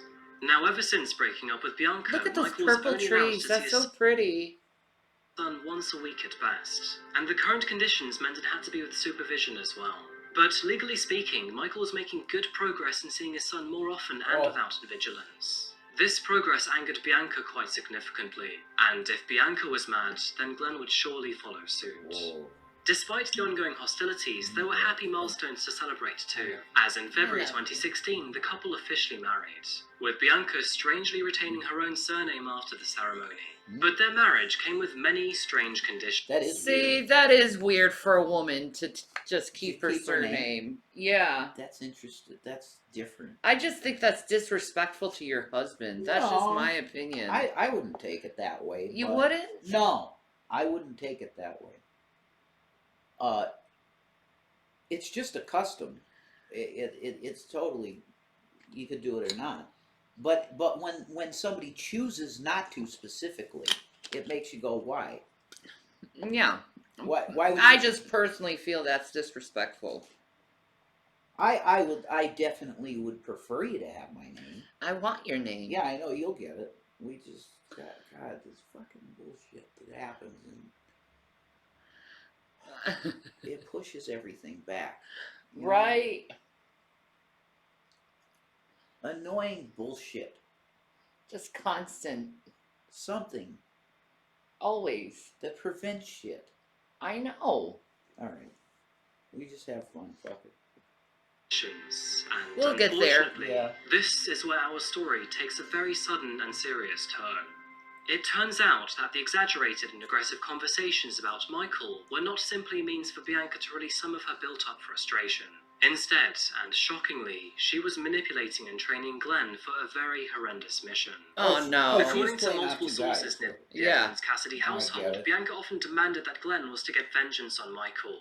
And to add to this, she would also offer rewards for this behaviour. She often called her husband spineless, piss-weak, and a coward, and told him that he had no balls if he wasn't willing to protect his family and Michael. The lies and manipulation did not stop there either. And on the topic of his balls, Bianca was incredibly and cruelly holding them captive. She always refused to let him climax during sex, and this would never change unless he was willing to complete his deathly mission. Now, in most cases, most of us would come to our senses and realise that no man or woman is worth carrying out such a brutal deed for. However, Glenn, he didn't see it that way, and even more tragically... That's so abusive! Wow. That is so abusive! She's quite a fucking vixen, isn't she? That is so abusive. Ugh.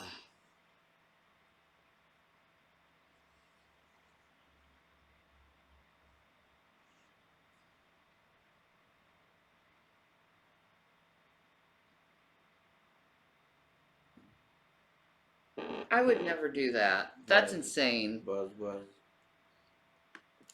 Even committed to the idea. I think that's William. And on March 12, 2016, the lives of 4 families would change forever. And his schemes would screw up so royally that the consequences were even worse than initially planned.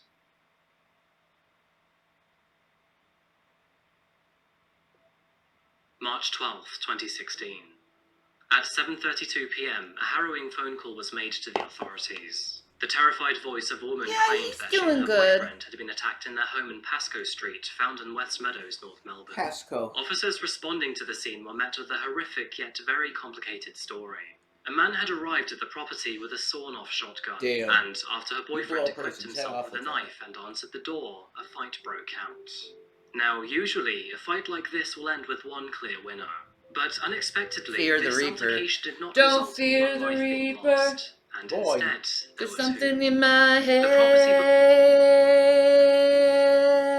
Na na na na na. Okay, I mean, I love that song. It's alright. It's alright. It's kind of chill, you know. It brings the energy down a bit. Aha. Belonged to Michael Capasiena, and as you can likely guess, the intruder was no other than Glenn Cassidy. Unfortunately, after invading his home, Glenn had landed a successful fatal shot to Michael's head, but only after being mortally wounded by his victim with the knife. And after attacking Michael's girlfriend, Silvana, he too bled out to his death. The community of West Meadows was shocked by the news. Murder was one thing, but the story was quite bizarrely unique to include 2 deaths and a sawn-off shotgun. Although March the 12th signified the end of Michael's and Glenn's lives, their story was only just about to begin, as what officers learned over the following months and years was insane. Now, Australia is a country full of many peculiar creatures, and their murder cases tend to fall in the same category too. I never said I was going to get my mammogram. All the strings to make this crime happen. And over time, and I don't want to talk about it right now. Now, just a heads up, but there is so much content to cover here, so moving forward, we'll be reviewing all of it in a time chronological order, before moving to trial proceedings. Wow. It all started with a single raw and relatively instinctive emotion. And of course, I'm talking about greed. Even before she had met Glenn, Bianca started to worry about losing full custody of her young son. Now that is an undeniable fact, and one which could even be considered understandable. But at some undefined point in time, this emotion got the better of her, and she decided that the only way to resolve the issue was to take her husband Michael out of the equation permanently. We don't know if this was before or after she had met Glenn, nor do we know if she already had evil intentions from the start of their relationship, or even if she actually loved him at all. But moving forward, Bianca recognized Glenn's gullible and naive demeanor, and using his knowledge, she planted the seed of doubt, hatred, and desperation into his mind. While allegedly using intense sexual manipulation as leverage over him, Bianca persuaded Glenn that he must kill Michael to save the family and his stepson. And unfortunately, after falling... I'm okay. I got it covered. Jason has it covered. Huh? Yeah. We got it covered. Don't worry. Don't worry. For her charm, the two began to hatch up a plan. I Bianca see was her too heavily manipulating connected guys, to Michael, definitely. and Oh, to yeah. activate, she had an obvious motive too. So, rather conveniently, she told Glenn that he would have to do the job alone. And that job was supposedly simple enough. Find a disposable gun unrelated to either of them, show up at Michael's home, and then take him out. It turns out that, in order to help complete the hit, the pair had even mapped out Michael's home and neighborhood. This included specific details of the houses around Michael, such as which had barking dogs and which had security lights.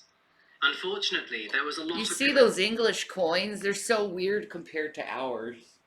It's like, what does one mean? It's on coin. Yeah, but I don't know by the shape. Like, normal people would know what it is by the shape. Like, I don't. Well, if you live there... I don't know English money. If you live there, you'd learn the currency, so... I guess so. No big deal. I guess. You think it would be hard to learn the currency? No. No? No, not at all. Okay. Whoa. Cactus Jack, bro. Fucking Cactus Jack. Bang, bang! Bang, bang! Yeah. Mankind, it's all Mick Foley's character. character. Where's Dude Love? He's like... Dude Love, fuck yes. Yes. He's my favorite. Mick Foley's great. He's one of the best wrestlers of all time. He's clumsy as fuck. It doesn't matter. He's great. He's awesome.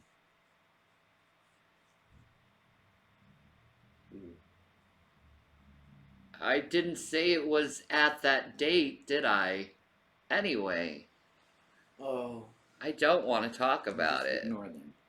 That's what I said what I said, that's all. Michael's death for quite some time. Holy crap. We know this because back in Boxing Day of 2015, Glenn had actually created a list to complete before murdering Michael.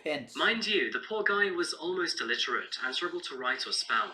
And so with that said, please excuse the many errors throughout his list.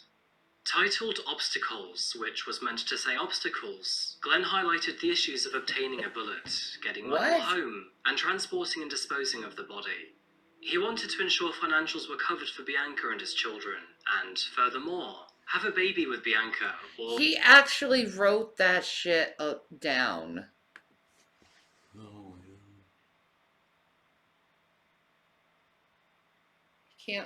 He can't spell obstacle, though. No.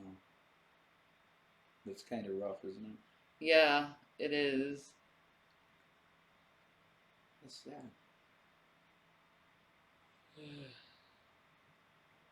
I know, right? It's pretty rough.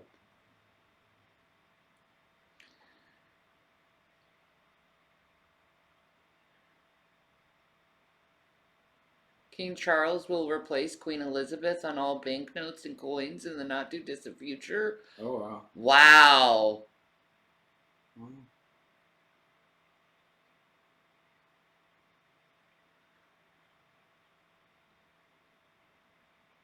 Or at least be pregnant.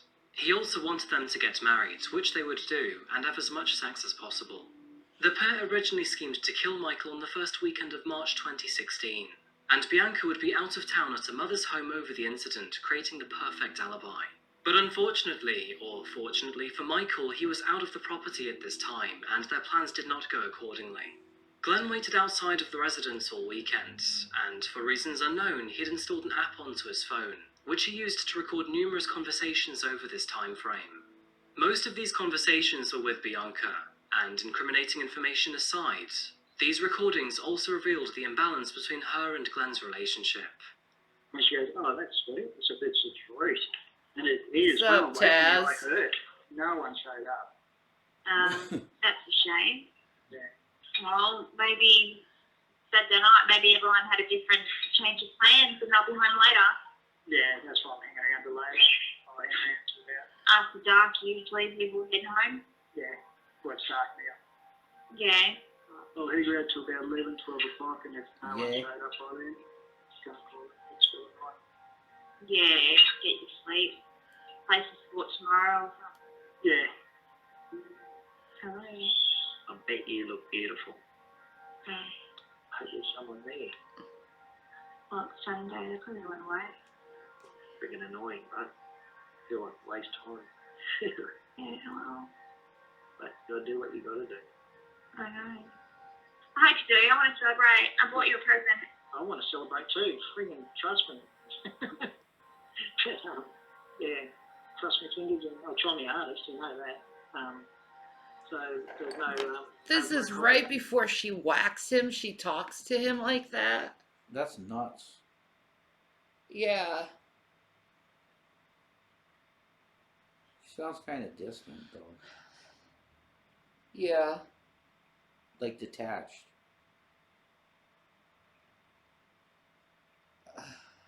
Probably. Oh. Scary. Yeah. It's fucking... Yeah, she's down here. She's up. Just don't get all funny after the job. No. And don't hurt yourself. No. I mean, I know it's a pretty mental job that you're doing, but physically and mentally and all that, don't hurt yourself. No, I'm actually going to take this car right. Starting to hurt you? No, the people are starting to look at it too much. Even though another bike followed me around for a while. I don't know who he was, but yeah. Do what you need to do. Hi, Transformer. How are you? Makes the car neat.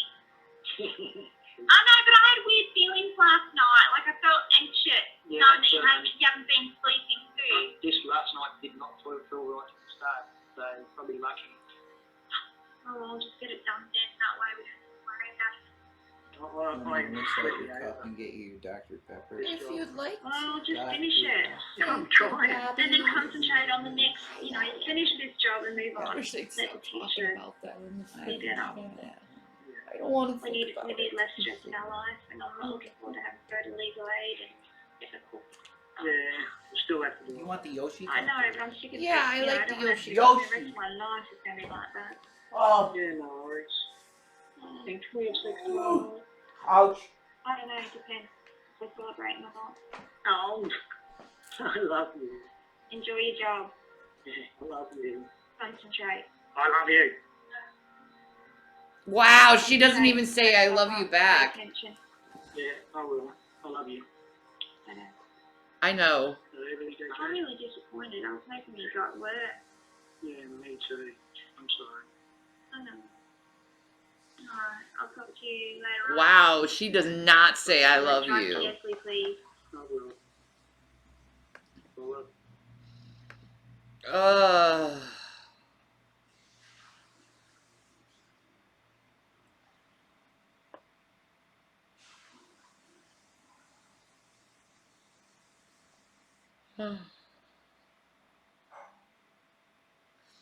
Maybe she don't love him. Oh no, she doesn't. She won't. This was right before she killed him.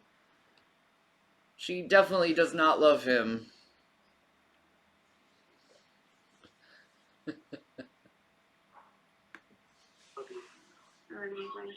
Frequently dodging his attempts to express his love for her, Bianca sounded very uninterested in reciprocating those feelings, and even sounded annoyed by his affection. She was also very clinical and matter-of-fact about the operation. There were no signs of guilt, hesitance, or empathy either, with Bianca even once saying, "Just don't get funny after the job." With their plans falling through, Glenn and Bianca decided on another day instead, and that was when the date of March 12th, 2016 was selected. In an effort to separate herself from her devious plans, Bianca sent a fake message from Glenn's phone to use as a false alibi. In this message, she posed as Glenn to say, "Bianca, I love you so much you have no idea. I'm about to do something that you would consider absolutely stupid, but I can't put up with this shit anymore. I can't be a part-time parent to blank. If I get caught, I want them to know you had nothing at all to do with this. This is my choice, my decision. You know nothing about it. Please, I can see the stress That's of you awful. losing our first baby due to him, and I could never forgive him for that. I'm scared that one day he will try to take my own boy from me. It has pushed me over the edge. Please know that what I do for you, even though you wouldn't agree. I do love you so much. Of course, the innocent Bianca replied, Don't be so bloody stupid, Glenn. You married me knowing blank will be seeing him, even though it's upsetting all of us here. She Don't wrote you this dare all try and manipulate me herself. into feeling sorry for you by saying such idiotic things. I will not tolerate being yelled at. Enjoy your drive. She then followed up by asking him to come home. Bianca stayed in Shepperton while her husband then drove 100 miles south to Michael's home. But oddly enough, he wouldn't leave without first taking a chicken schnitzel dinner with him, as Glenn had carefully prepared and planned to eat on the way back A home chicken from his schnitzel date. dinner? Holy fuck. He's animating these, like, Transformers, which is really cool.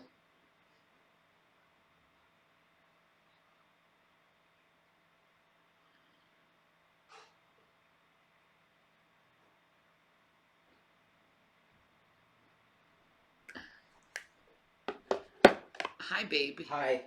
I love you. Hey, baby. My baby. You're my best friend. I love you. Oh. Your hubby collects old Transformers? Oh, awesome. They're great.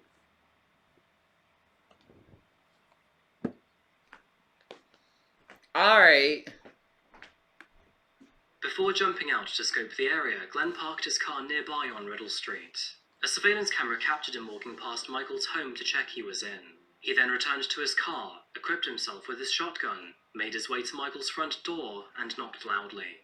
It seems that Michael had become gravely suspicious of Glenn's presence, and before proceeding to the front door, he equipped himself with a knife while his girlfriend Sylvana kept a concerned yet watchful eye. After initially talking behind a closed door, she noticed that both men put their hands out for a handshake. However, with their hands now clasped, Glenn pushed Michael back into the apartment. A struggle ensued, and of course, that is when all hell broke loose. While Glenn was fighting for his wife, Michael fought for shared custody of their child. And although Glenn pulled the trigger into Michael's face, it was only after he was stabbed himself. With Michael now dead, Glenn then chased Sylvana throughout the apartment, and after she was cornered, he then pulled the gun to her head and pulled the trigger. Now, fortunately, the gun was only armed with one bullet and therefore failed to fire. Good. So Glenn then threw Sylvana to the ground and began to beat her instead. Jesus. But thankfully, Michael's final action in his life would save her own. Oh my God. Glenn was able to beat what her a to man. death, he collapsed from the loss of blood. Glenn's last words were, "Tell the kids I love them. Tell Bianca I love her. I shot Michael." Now, if all of this wasn't enough already, Sylvana was initially arrested on suspicion of murdering both men before it became evident that she too was a victim. Yeah. But Bianca, on the other hand, avoided almost all scrutiny in the early days, weeks, and months of the investigation. And in fact, 10 months later, she would even be paid $300,000 from Michael's estate after a successful claim to the court. Now, Bianca seemed to be in the clear, and with a very hefty cash prize at the end of it all. But this would only come 1 month after a very tense interview with police. Detectives are still... Hi, Inky Blots. How are Inky you? Blots. I like that name. I like that name too. Inky Blots. Oh, man. This is intense, this story. Yeah, she's pretty rough, man. Yeah. She used the fact that she was very pretty to manipulate people. Yeah, I don't like women like that, manipulate dudes.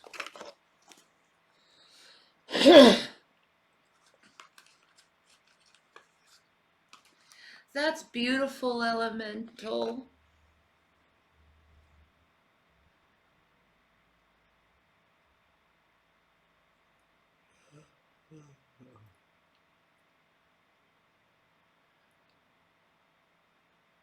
Oh, wow. May Jesus bless them, Inky Blots, and keep them safe. Yeah.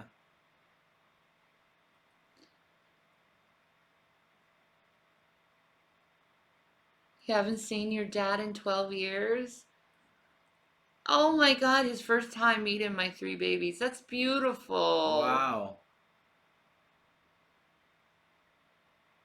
That's beautiful. I'm so happy for you. Yeah, bless you. It's worth it. trying to unravel the murders of 2 men in 2016. A navy blue Holden Apollo could be the vital clue as to what happened during the double homicide. A 49-year-old Shepparton man died after he was stabbed at a home in West Meadows. A 38-year-old man suffered a fatal gunshot to the head during the altercation. A 40-year-old woman was also injured and taken to hospital. Thank God It's she believed lived, the though. fatal incident was instigated by another person who wasn't present. Anyone with information is urged to contact police. In this interview, Bianca feigned innocence and claimed that she wasn't a psycho. She denied typing the infamous She is a text psycho. message and highlighted that the message had incorrect spellings and missing punctuation, which conveniently was not like her own style of texting. The interviews did not reveal anything incriminating enough to arrest her, and so, just like that, Bianca was let go. My question, did you type that No, text message? I did not type that message. It looked like her writing style. Yeah. I did not type it. I'm just asking you that you can either agree with it or disagree. I did not type it. I did not type it. That's all I'm asking. Okay. Yeah, okay. How you choose, or not at all. And I know you spelled his name wrong. So you deny sending that text message? Yes. You say that you've never purchased a firearm? I've never bought a firearm. Okay. You've never shown anybody a firearm in the lead up to this? No. Okay. Have you ever asked anyone to kill She one lying. before you? No. Okay.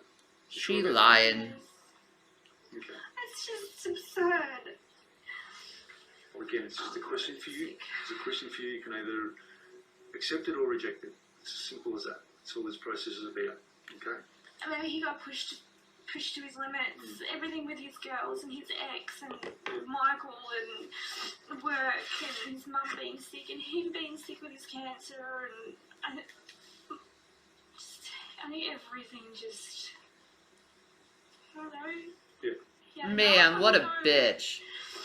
But in terms of his actual ability to read and write properly, wasn't that? How would you describe it? Is it? He avoided it. Okay. Because Yeah. you felt a bit uncomfortable. He avoided it at all costs. What would he possibly have to gain, personally? What would he have to gain? He would have gone to jail. Correct. He would have lost us as well. Correct. So He wanted us. He hated being a part-time. He called himself a part-time parental. Yet I'm the one that fought so hard to make it so it was okay. One weekend a month we were looking at for him to have him during the day, Hellier? and it had to be up at Shepparton where we were. So I'm the one that tried to make things. Okay, let's see this. Hellier. That name? Yeah. Yeah, I've heard that name.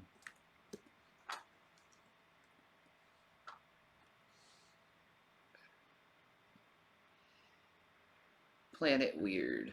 Alright. Where is the Hellier Season 1? Ah. Alright. I'll look into that. That looks really cool. Yeah.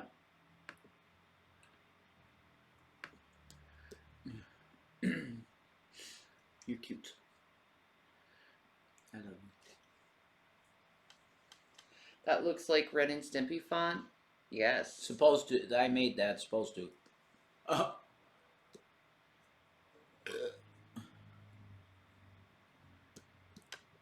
The way you think. Good shit. Ah, cool. Ren and Stimpy. Yas. It's supposed to give you a warm, cuddly feeling if you're our age. Yeah. True. To see the font, you know. Things as easy as possible for people because he wanted a long time. He wanted weekends already in Melbourne as well. Baby. I was the one that went to court heaps, negotiating everything to the point where we were both almost happy with the result. Hi, Sandra. Did you ever say in front of Glenn that you wish Michael was dead? And No, I've never wished anyone dead. Really? I wish people would just F off, and we were going to hopefully go to Darwin and just try and, you know, live normal. So you've never indicated to... The school pic the other day? Yeah. I doubt it. Well, I gotta show him still. I'm sorry. I forgot. I was in the paper, yeah.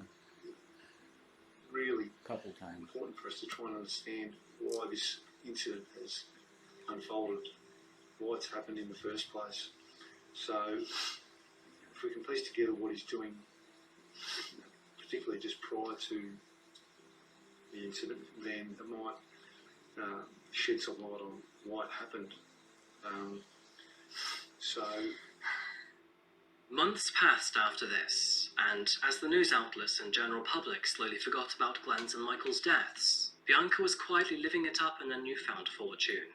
Not only had she gained 307,000 Australian dollars from Michael's death, but nice. she also found new romantic and sexual partners through the dating app Tinder.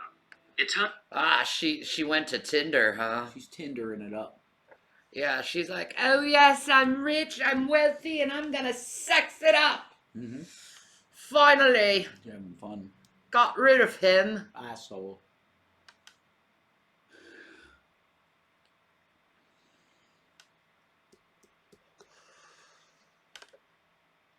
Turns out that Bianca had met her new long-term partner through Tinder only a few weeks after Glenn's death. Nice. And not even 2 months after that, she then decided to move in with him. Wow. Maybe certain types of she people moves on fast. Who knows? Yep. But this new partner actually turned out to be an ex-inmate who had served 8 years of jail time for cutting his previous wife's throat. What? I'm keeping this new partner's name private, but eventually he heard of Michael's and Glenn's deaths through the news. And when he eventually connected Bianca to the story, he was absolutely shocked. No surprise, he then confronted her about it. Yeah. Realizing she had no other choice, Bianca eventually confessed to him. Until this point, she had lied about her ex-husband's death by claiming he had died from cancer. And again, no surprise, her new partner would eventually reveal all of this to the police. The authorities were not giving up on Bianca's case either. Seed, man. Combined with... Man. This chick is a bad seed. They got her. They got her. It's a rough story. I got a pee-pee again. Okay. It's the fucking Red Bull. Oh. Sorry, Monster. I don't know. I get in these moods where I have to, like, pee constantly. Pee-pee. I don't like pee-peeing. You don't want pee-pees. No, I don't want pee-pees. I'll be right back. Do the pee-pee dance. Do the pee-pee dance. Ow. You're cute. God, I can't fucking move. I'm sorry. Oh, God. Come on, knee. Yeah, my knee. Yeah. I got it. Oh. Okay. Fucking old ass woman. Baby. Ugh. There you go. I got it. It's the knee.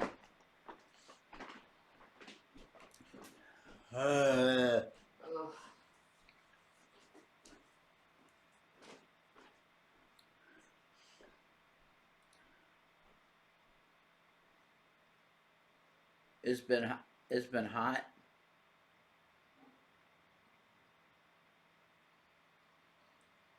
Been real hot.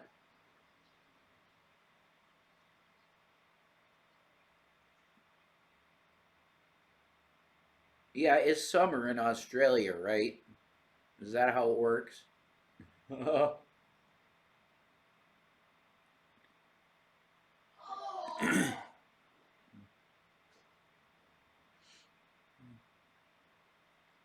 Yeah.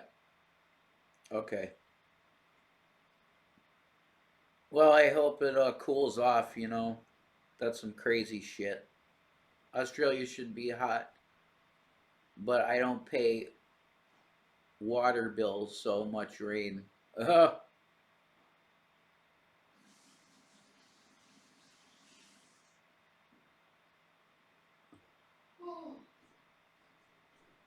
Australia's cool, man. It's a cool place. Oh. Baby. I'll tell you forever. I have a crazy ass bladder today, boo. Yeah, it's active. Ugh.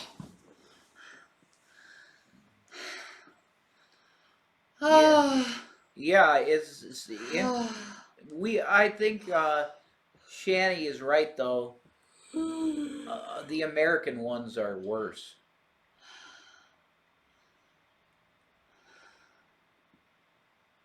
The American serial killers can be especially brutal, I would say.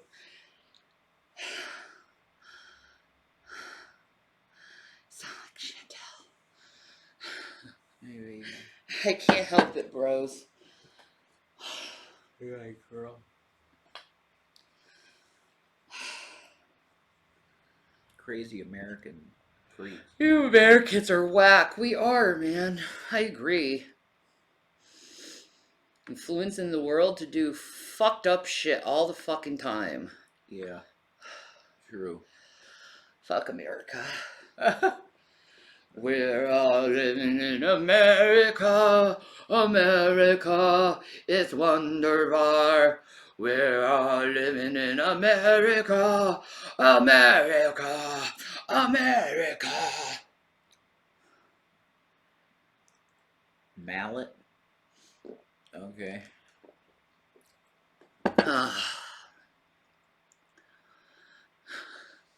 Coca-Cola. Under the hard evidence found at the crime scene, the Such a circumstantial good evidence freaking around Bianca song. seemed Mickey all too Mouse. suspicious. Mickey Mouse. Many investigators sensed that they were one connection away from implicating her in Michael's death. And on April 4th, 2018, she was interrogated once again.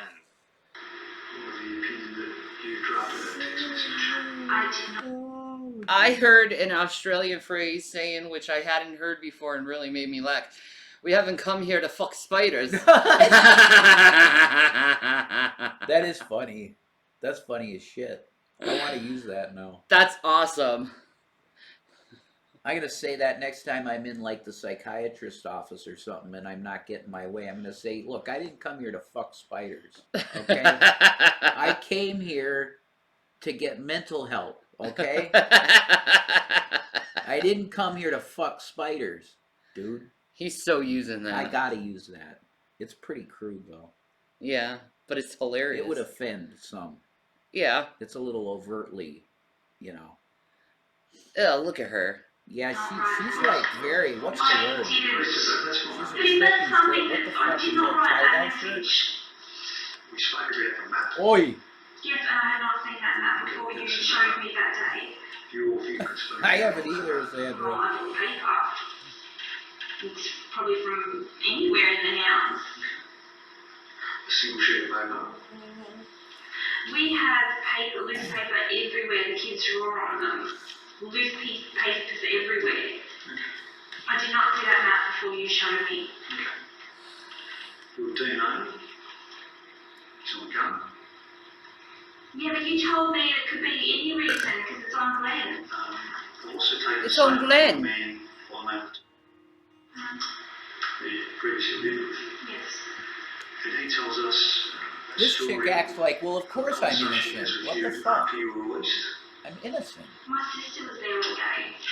Did you have a conversation with Are you right? regarding his plan to kill Michael? My plan? No, I don't have a plan. Did you have a conversation regarding the custody issues you were having? There was no custody issue at the time. We were doing mediation. Did you have a conversation with him regarding the money from Michael's estate? Why would I talk to someone I barely even know about such important things? Did you have a conversation with him about the map?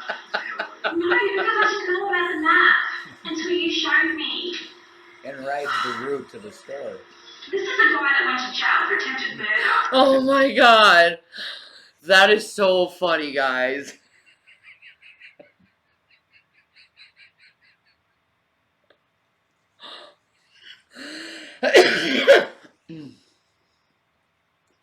No, I didn't see the new Fire Emblem coming out on the Switch. Oh, dude, you should be excited for that. I want a kangaroo share. Yeah, I want one too. Well, Yeah. I do. I got a license plate on the back of it. It's perfect, you know? The one guy who punches the kangaroo and That the was kangaroo's like, insane. what up, bro? What the fuck? Step off, bro. They'll kill you. They're God, their legs. strong. Oh my god, they're like just not cyborg muscle definition. Fuck that shit, man. Strong alien. They're like Arnold's. Yeah. If you're believing him. What were you talking about that text message? Well, since just recently I've been thinking about it, since I found his phone again, I was thinking, I remember you questioned me, did I write that, did I type it? And it's been racking my brain, and I'm sitting thinking, how do I prove this? So I went over how I type and how he types. He spelled name wrong, and there's no full stops or commas. Did you help Glenn plan to go to Melbourne? No. And kill Michael? No. No. You sure? Yeah, you are. I did not plan to kill anyone. Didn't plan to. Now, believe it or not, but authorities were still unable to charge her after this interview. Wow. However, it did kickstart several more paths of investigation. And finally, in June 2019, 3 years and 3 months after their deaths, Bianca Edmonds was arrested and charged with murder. Ah, thank God. By the time she was arrested, Bianca and her children had moved into her father's home in Canberra. And following the federal police raiding their home in the early hours of a cold Wednesday morning, she was subsequently arrested and extradited back to Victoria, or at least until after the trial was concluded. Moving into the legal proceedings of this case, Bianca's trials would be messy, complicated and arduous. And I say trials, plural, because there would be 3 in total. Wow. That is because the jury in her first trial of June 2022 could not reach unanimous verdicts, and the second trial was dismissed in August of that same year due to issues with closing arguments. However, it would be in her third trial, which concluded in December of 2022, just 1 month after this video being released, that the jury finally reached a verdict. Wow. Now, Bianca's trials were brutal, and many witnesses were not too forgiving either. This included Bianca's own mother, who told the court that just days after their deaths, she even confessed to her crimes. During her trial, Ellen said, "One of the things Bianca said that night that has stuck with me ever since was, 'It's all my fault. It wasn't meant to get this out of control. I never wanted Glenn to end up dead.'" And the next day, Bianca claimed, "All my troubles are now over." Several mutual friends testified that Bianca had repeatedly told others that she wanted Michael out of her and her son's life, and that she wished he would simply disappear. To add to this, many of Glenn's friends testified how they often heard the couple arguing about her ex, and claimed that Bianca often called her husband spineless, piss-weak and a coward. Piss-weak, Jesus. Piss-weak coward. Furthermore, Jesus she often Christ. told Glenn that if he were a real man with balls, he would take care of the situation.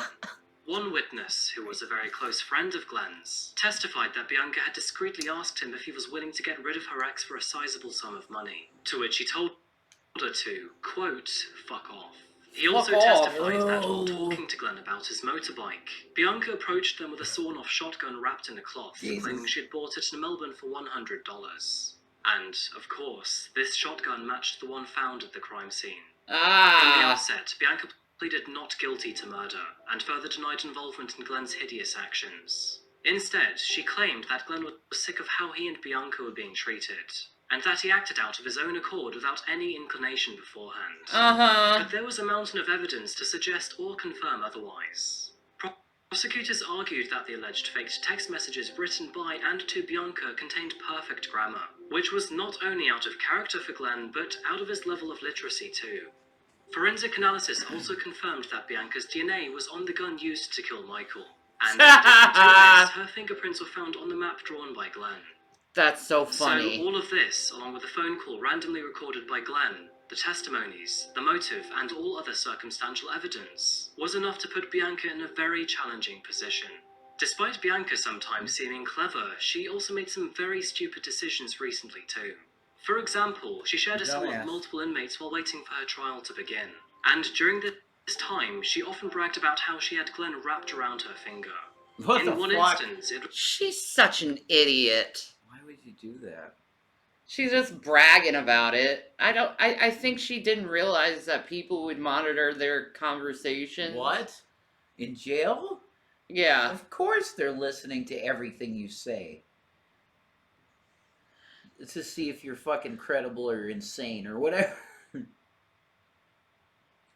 Listen to everything you say. Okay, Zavonkers. It was reported that she said to inmates, "I used to tie Glenn up in bed so he couldn't move. I would then get on top of him and ride him while I held the gun. He liked me to tie him up and be on top, and I knew he would do whatever I wanted. I used to say to him, 'You want to kill him, don't you? You will do this for me.'" Moving into the conclusion of her third trial, it took the 12-person jury only 3 hours to come to a verdict.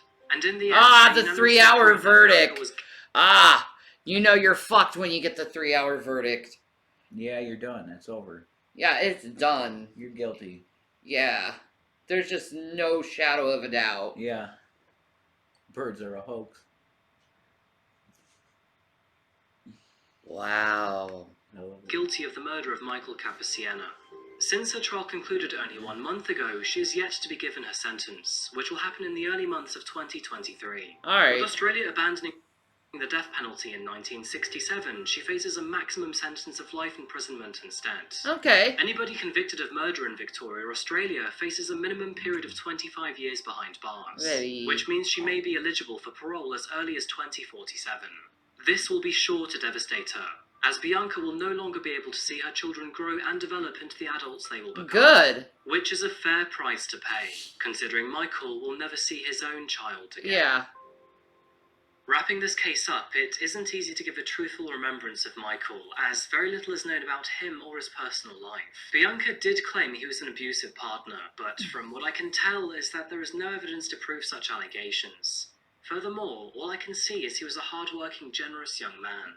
The bottom line is he did not deserve to die, and his child did not deserve to lose his father, and now a mother too. And Glenn, on the other hand, is a tough one to talk about.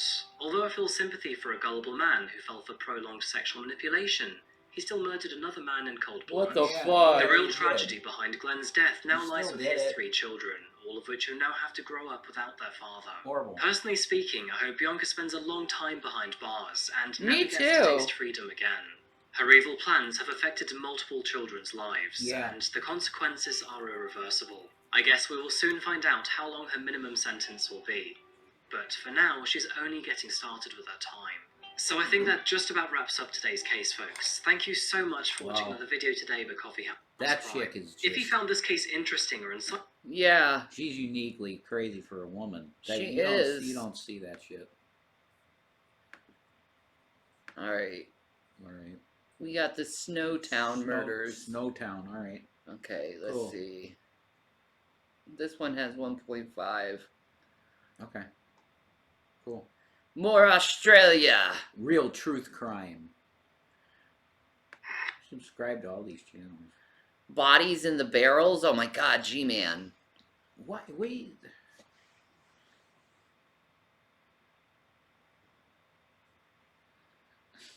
You're getting nowhere. I still live in beautiful Australia. I don't know. It might be a myth. Alright. These are all fake stories. Jesus Christ. And you live in Florida? He keeps doing that. That's funny. Oh my god. Me too. Just agree with him and say you live in Florida so he feels satisfied with himself.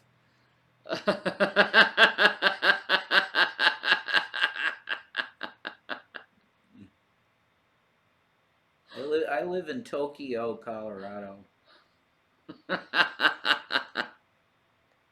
Nuts.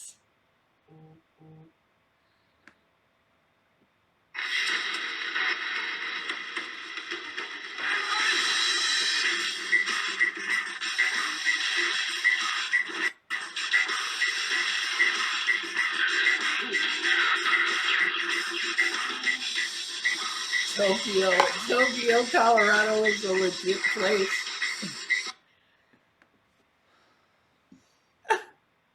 I'd move there too.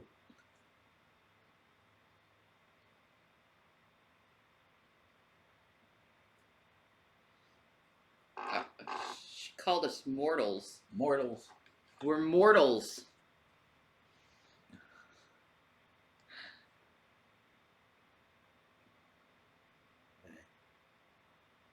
Yes, I wish my phone would stop going off. It's fucking annoying me. I know. Holy shit.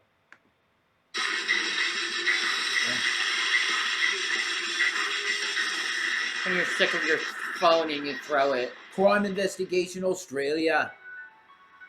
What's going on here? Oh, look at that. Mother's Day, May 1999. A lone car makes its way north from Adelaide through the desolate salt plains. Do Australians drive on the other side of the road? Yes. Okay. Yes. Yes. That's a fact. Why do we drive on the other side of the road and everywhere else drives on the other side? Why do we have to be so different? That's a great question. That probably has a great answer that I do not have. And they measure their speedometers. Australians don't drive because they don't exist. God, okay. Okay.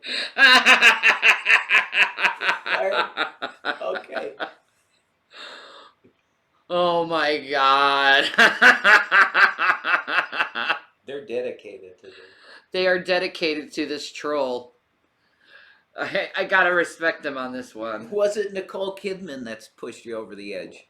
I don't know. We ride on kangaroos. Oh, that's awesome. I want to ride on a kangaroo.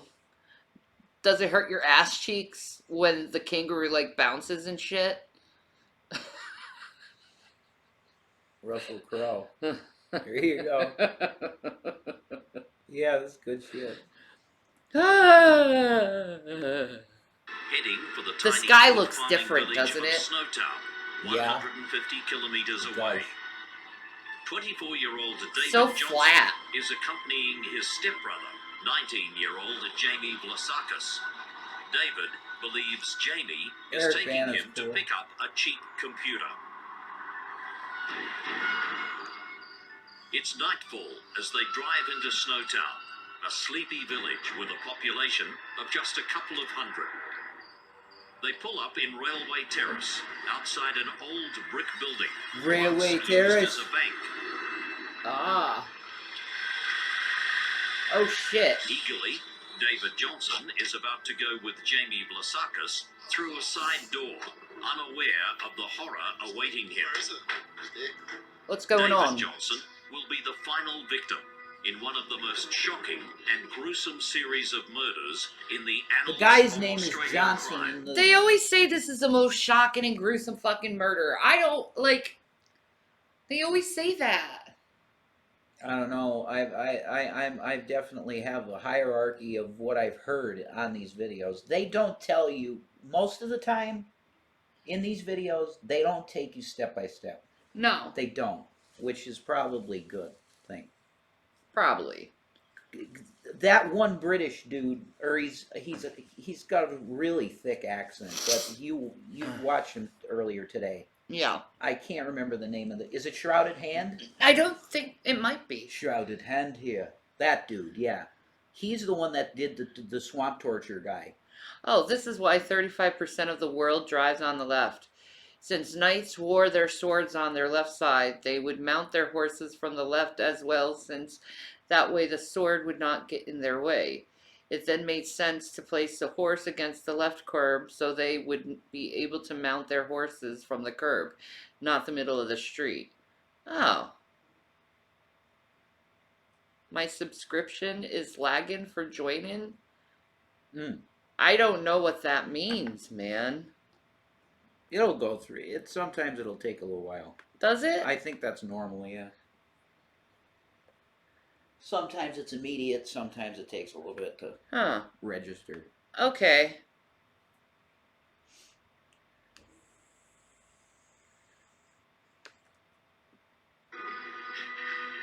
It'll be another 2 weeks before police converge on this disused former bank, and what they find will not only horrify them, but give the isolated rural community of Snowtown an international reputation. An international reputation?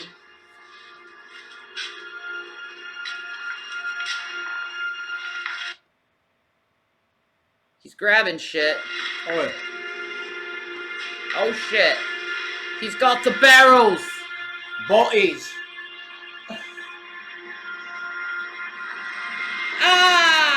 It's a hand. You got a hand melting in acid. Adelaide, Australia's... That was a fake ass hand, man. I know. Little red Corvette.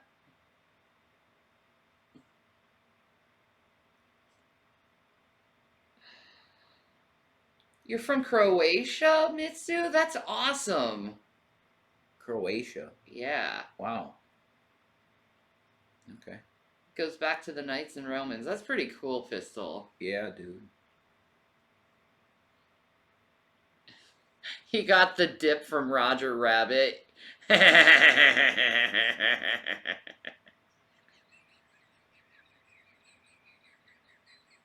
Jessica Rabbit.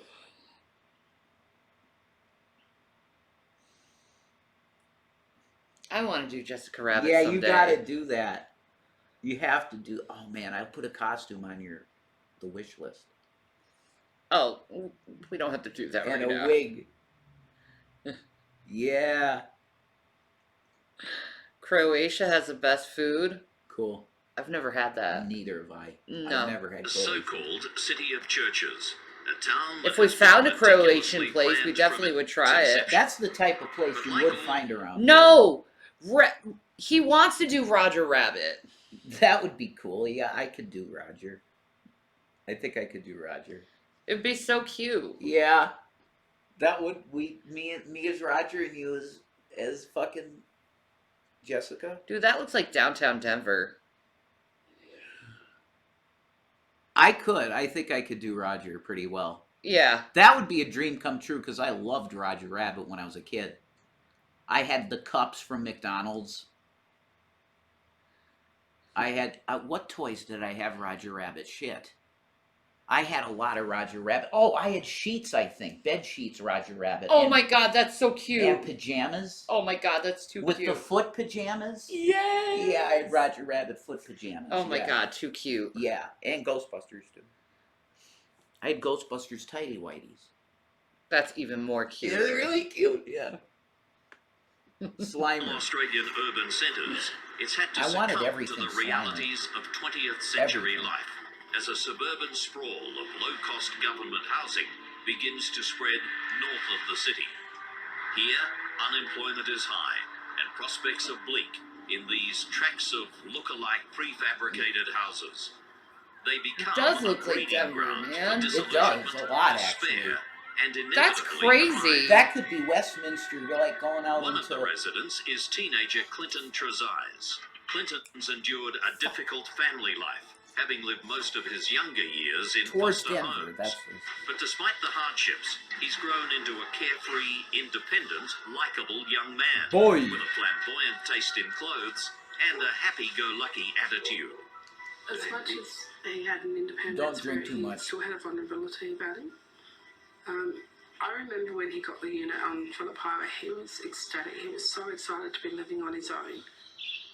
Among the locals who befriend Clinton Trezise are Barry Lane and Robert Wagner. But he's unaware that they're members of a group of social misfits whose leader is a dangerous psychopath. Shit. In August 1992, he's invited to a house in Waterloo Corner Road in the Adelaide suburb of Salisbury North. What did You you... got a cashew. What did you do, Ray? What did you do, Ray? Ray. I couldn't help it. Oh, Ivan Mal. We did him. That's the Wolf Creek guy, right? Ivan Mallet. Yeah. We did him. You could watch it. We did him. Is your favorite Ghostbusters 1? Yeah, right. Yeah. Your favorite's 1. Well, I mean, I like the second one too. I love 2, actually. I want to watch Ghostbusters. Oh. I'm sorry. You're my baby. Ah. I was a big fan of the Ghostbusters cartoon as well, and I had a lot of the toys. A lot of the toys. Really? Yeah, I had the house. Fuck me. The what? The firehouse. Jesus. They had a big. It was huge. It was this high, Shanny. Really? The Ghostbusters firehouse, yeah. And in the top of the roof, it had a thing that you could pour through slime, and it'd go throughout the whole freaking place. It was great. That's awesome. Yeah, it was a cool toy, man. It was really awesome. And it had the pole that you could send the guys up and down the pole. And I had the fucking Ghostbusters Ecto one. Really? Yeah, and I had That's so cute. I had all the main guys, the figures. I love that. I know. I wish I still had this shit. Oh, I do. I wish I. Still I hope you get it back. No, I like, don't. All that old stuff that you wanted. I believe it could be in my heavenly mansion. So it could be. I believe that's possible. I do too. Why not? I'd just be surrounded by Final Fantasy stuff. Yeah. It'd be an entire room full of Final Fantasy stuff. Just Moogles everywhere. Yeah. And chocobos. And when it's not, well, no. And little cactars. Oh my God! Yeah, cactars everywhere. How about Pikachus? Yes, the Pikachus. I love the Pikachus. You love Pikachus.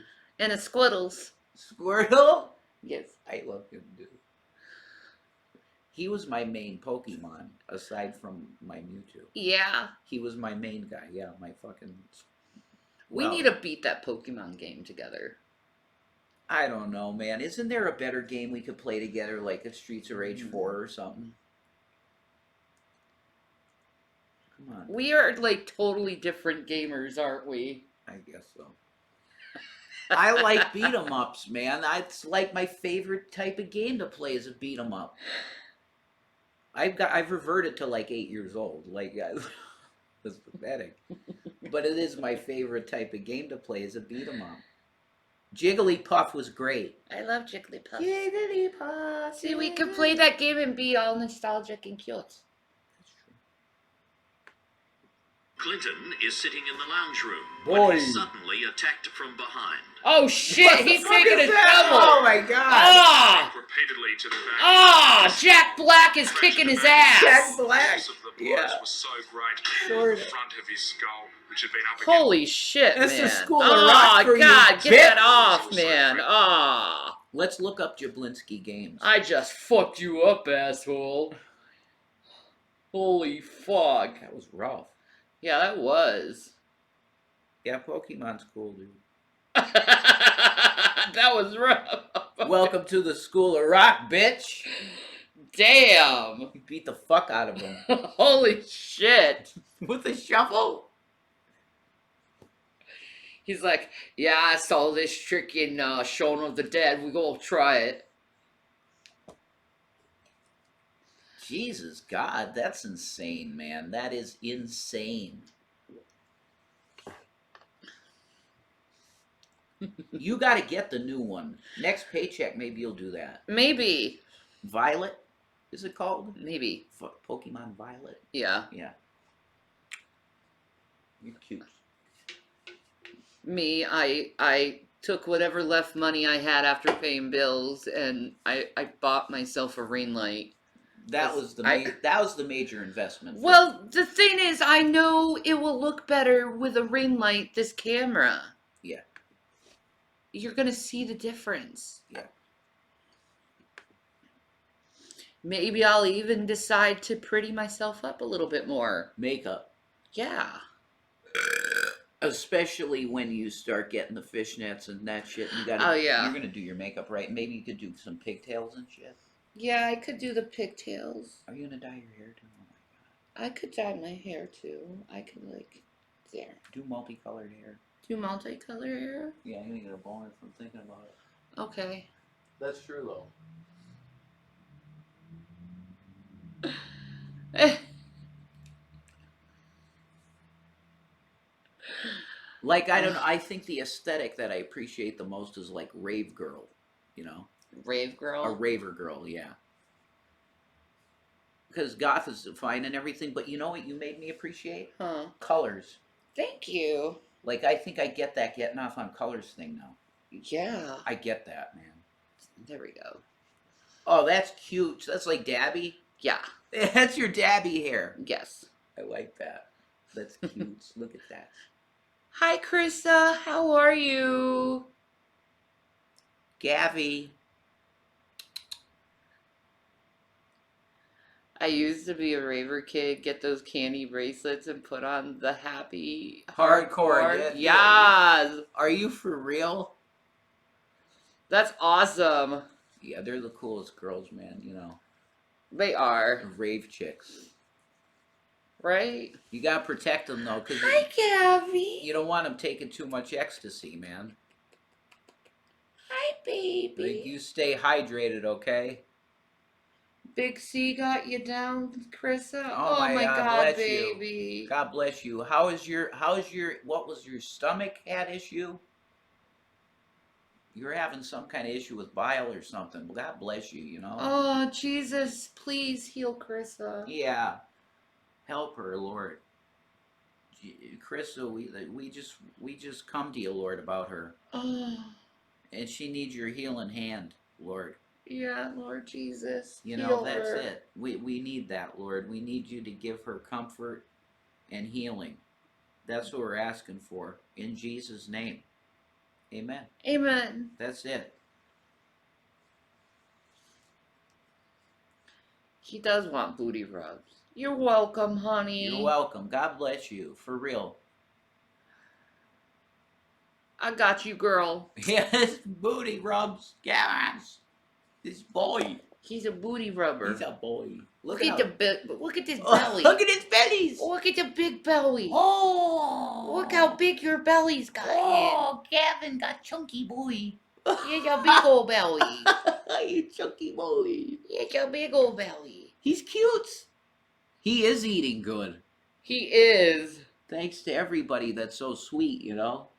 He's getting his canned foods. If you guys really want to bless him, you can just keep getting him his gravy cans, because he goes through probably 2 in a day. He'll take 2 out. He probably... Aw, he did a little blinky smile. Yeah, he's like, I would love foods. Would you like foods? You want foods? You want your gravy? You want gravy? Huh? He's like, yes. You want foods? You want gravy? Huh? Squeaks. Gavin. So cute. Gavin, you want food? Huh? He's like, are we going? You want food? He's like, are we going? He's like, yes. Are we going? Isn't his coat soft? Oh, baby. Shanny? Yes. Like, feel his coat. He's really super soft. Very soft. Healthy boy. Healthy, shiny fur first. Yeah. You get foods. You want food? I know he wants Okay, food. Gavin, come with me. You get food. Gavin, you want food? Yeah. He does. He wants food. He does. Gavin, you want food? Drown me in the gravy, little jungle kitty. Yes. My boy is chubby too. Welcome back, Krissa. You want food? Jeffree Star has makeup on Amazon. Alright, I'll look into that. I really need some mascara and liquid eyeliner. Isn't Jeffree Star's stuff on Amazon usually fake? Sometimes. Yeah, I think it's usually fake. And then I need, like, liquid eyeliner. But I like the e.l.f. one, so that's super cheap. e.l.f., yeah. It's a good brand, right? Well, I mean, it's like a cheap brand, but it's a good cheap brand. It's not a shit dollar store makeup thing. Well, you can get e.l.f. products at the dollar store. Yeah, but I mean, like, they're notorious for having makeup that makes you break out. Yeah, but they're super cheap. I like them. I recommend e.l.f. products. I think they're really low price, high quality products for the price. It's worth it. Burt's Bees? That's Beeson. Yeah, that actually is Beeson, is if you put the frickin' menthol chapstick under your eyes. That's Beezing. That's technically Beeson.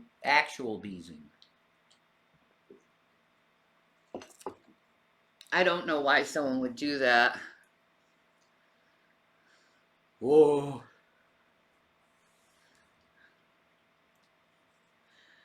Later, Zabonkers.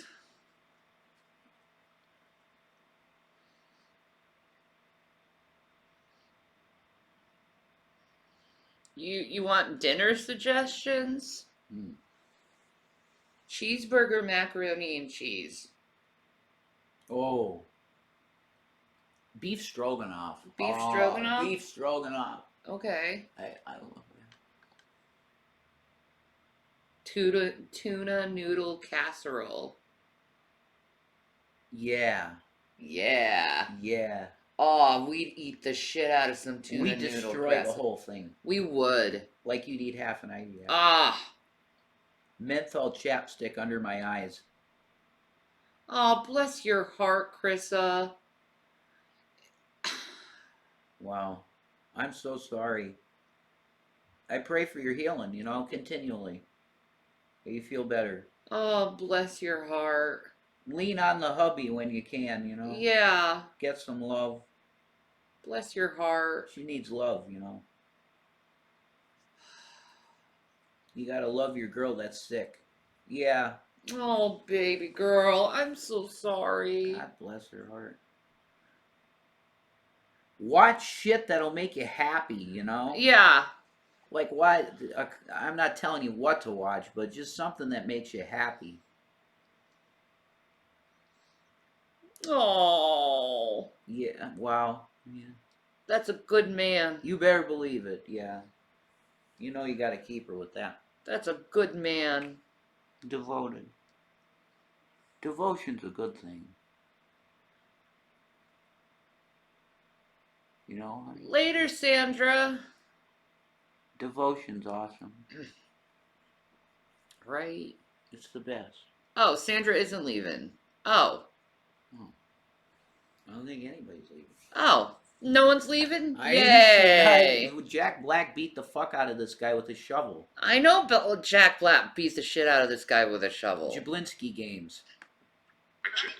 Why would they call somewhere in Australia Snowtown? We'll see. It doesn't fucking snow in fucking Australia. Maybe it's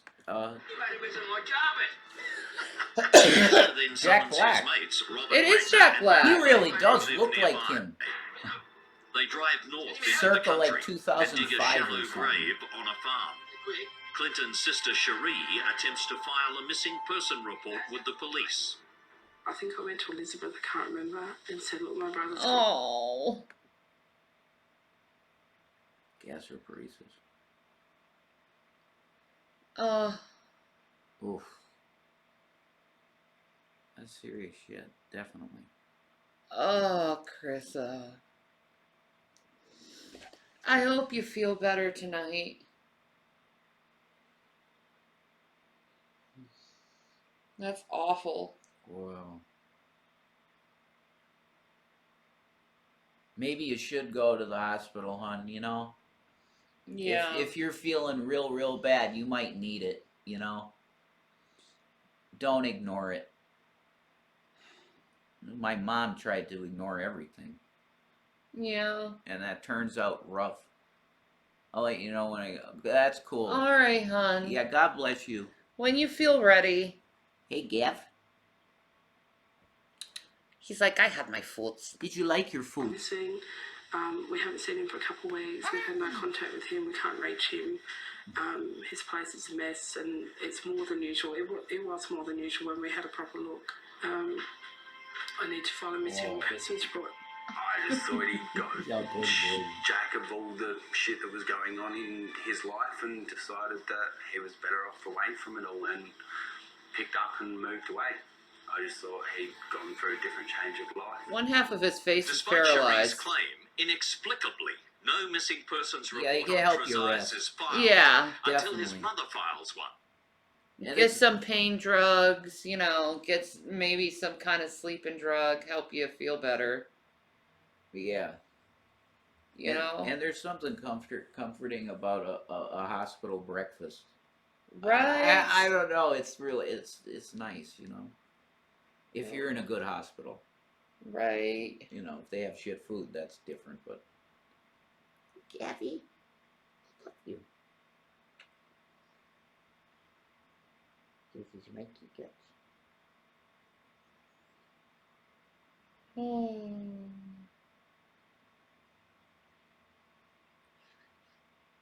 What the fuck? What's the problems? PA woman accused of killing and dismembering parents with a chainsaw? Holy shit, she looks familiar. That's crazy. Montgomery County. She looks familiar to me. Yeah, man. She actually does look familiar. Holy fuck. Montgomery County. People are losing it, dude. Yeah. Like, she chainsaws her parents? Like, how can you fucking do that? That's insane, dude. David Crosby died. Oh, shit. That's a big one. Yeah, man. Crosby, Stills, and Nash. Wow. Dude. That's a big one. 2023's shaking out, man. Yeah, man. Straight up, right off with the deaths. The Pope? Who was it? It's just a bunch of people, dude, already. This has already been a fucking crazy ass year, man. Yeah, I mean, we're barely into it. I know, dude.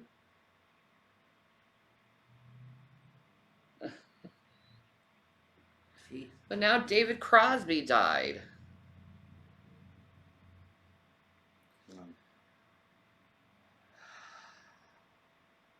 I'm so sorry, Krissa.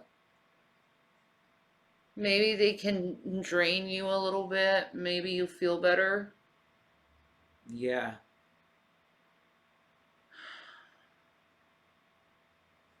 The bile thing. They're definitely going to do something for you, Krista, with the bile situation. They're definitely going to help you with that somehow. Mm-hmm. Because that's got to be just horrible. Poor woman. Yeah, I hate cancer.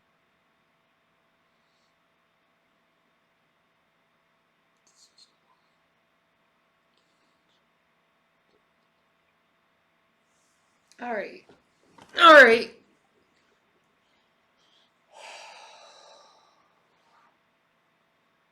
That's really fucking scary. Yeah. Jesus, healer. Yeah. He's always there. Yeah, it is. He is. He's always there.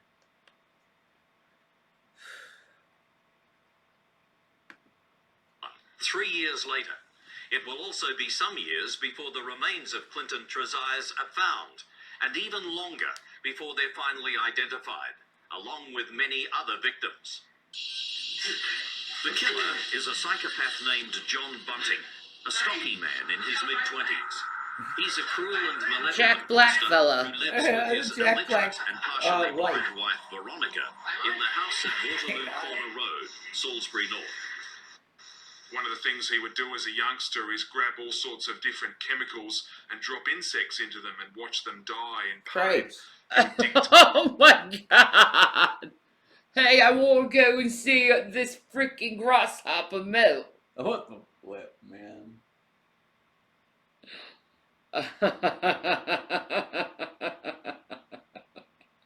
He was a right weird child. God. Just dumping insects into acid.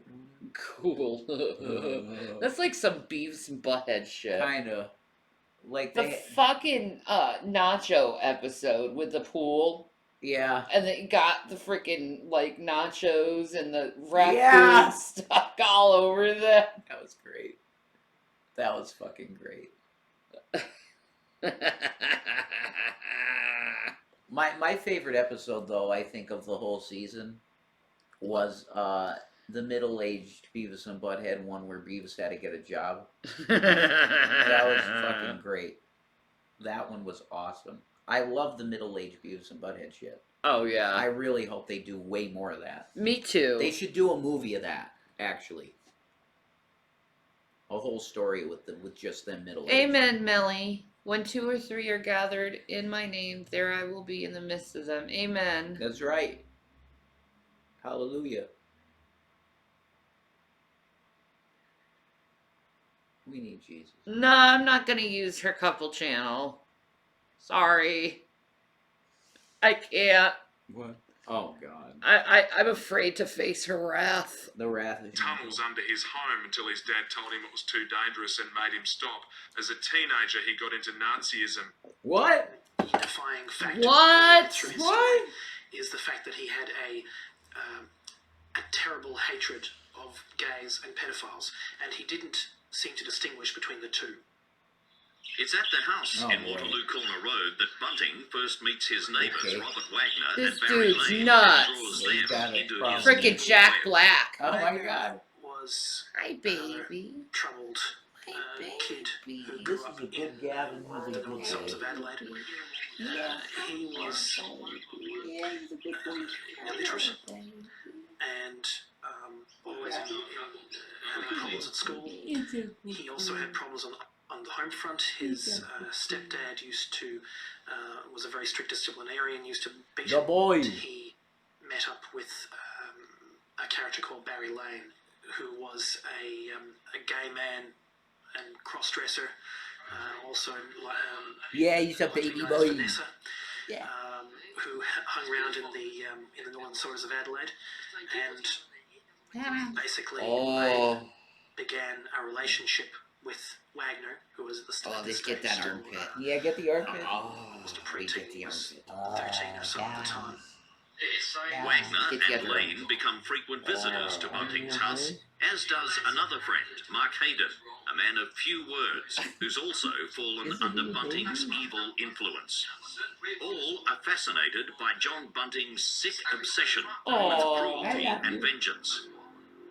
16th of August 1994, and 2 farmers make a gruesome discovery here at Lower Light, 50 kilometres that's a north of body. Adelaide. A shattered human skull and other skeletal remains. Police can't identify the body.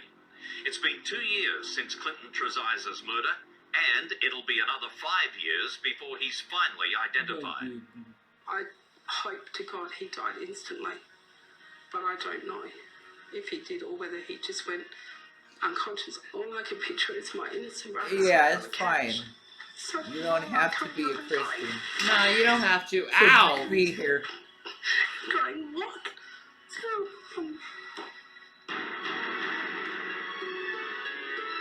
Isn't he a sweet boy? Little daddy? By the time that Clinton Trezizer's remains are found in 1994, John Bunting has gathered around him a larger group of social outcasts. One of these is Elizabeth Harvey, who'd separated from her husband Marcus Johnson. You can call me Uncle John if you want. She's moved in with Bunting at Waterloo Corner Road, bringing with her her 2 sons from previous marriages, Troy Yude and Jamie Blasakis. He's so good. Her son's stepfather, He's such a Marcus good Johnson, boy. recalls meeting Bunting. He was not interested in sport. He had no hobbies. It just He's seemed like, I as want to if lay down on the sun everyone. rose and the sun set on pedophilias. Ah. That was virtually all he would discuss. Always. Both Jamie and Troy have been sexually abused as children by Jamie's birth father. And Troy, in turn, has sexually abused the younger Jamie. Jamie Blasakis is... It's like every fucking murder. Perverts. Every single one, dude. There's perversion of that sort. Right? I mean, that's Bundy. Okay? Like, they have to profile that there's like a connection with that. Yeah. I think so. Like, that's just nuts. Why is that so connected? Soon under the control of Bunting. In a rented caravan not far from the Waterloo Corner Roadhouse lives an intellectually disabled pensioner, 26-year-old Ray Davies. One day in 1995, Davy's landlady, Suzanne Allen, confronts him at the caravan. Oh, She oh accuses no. him of molesting a child she knows. Whoa, Oh shit. you're done. He protests his innocence, but Suzanne Allen goes off to report him to police. Good. She then tells her neighbor, John Bunting. It's all the excuse the murderer needs to justify his urge to torture and kill. I didn't do anything! He was captured, overpowered by Wagner and Bunting. He was bound and thrown into the boot of a car, taken into bushland and beaten before he was taken back. He was taken to Bunting's bushland. house. There he was tortured further before he was strangled to death with some What the jumper leads from a fuck? that would be used to start a car. Ow! That's insane.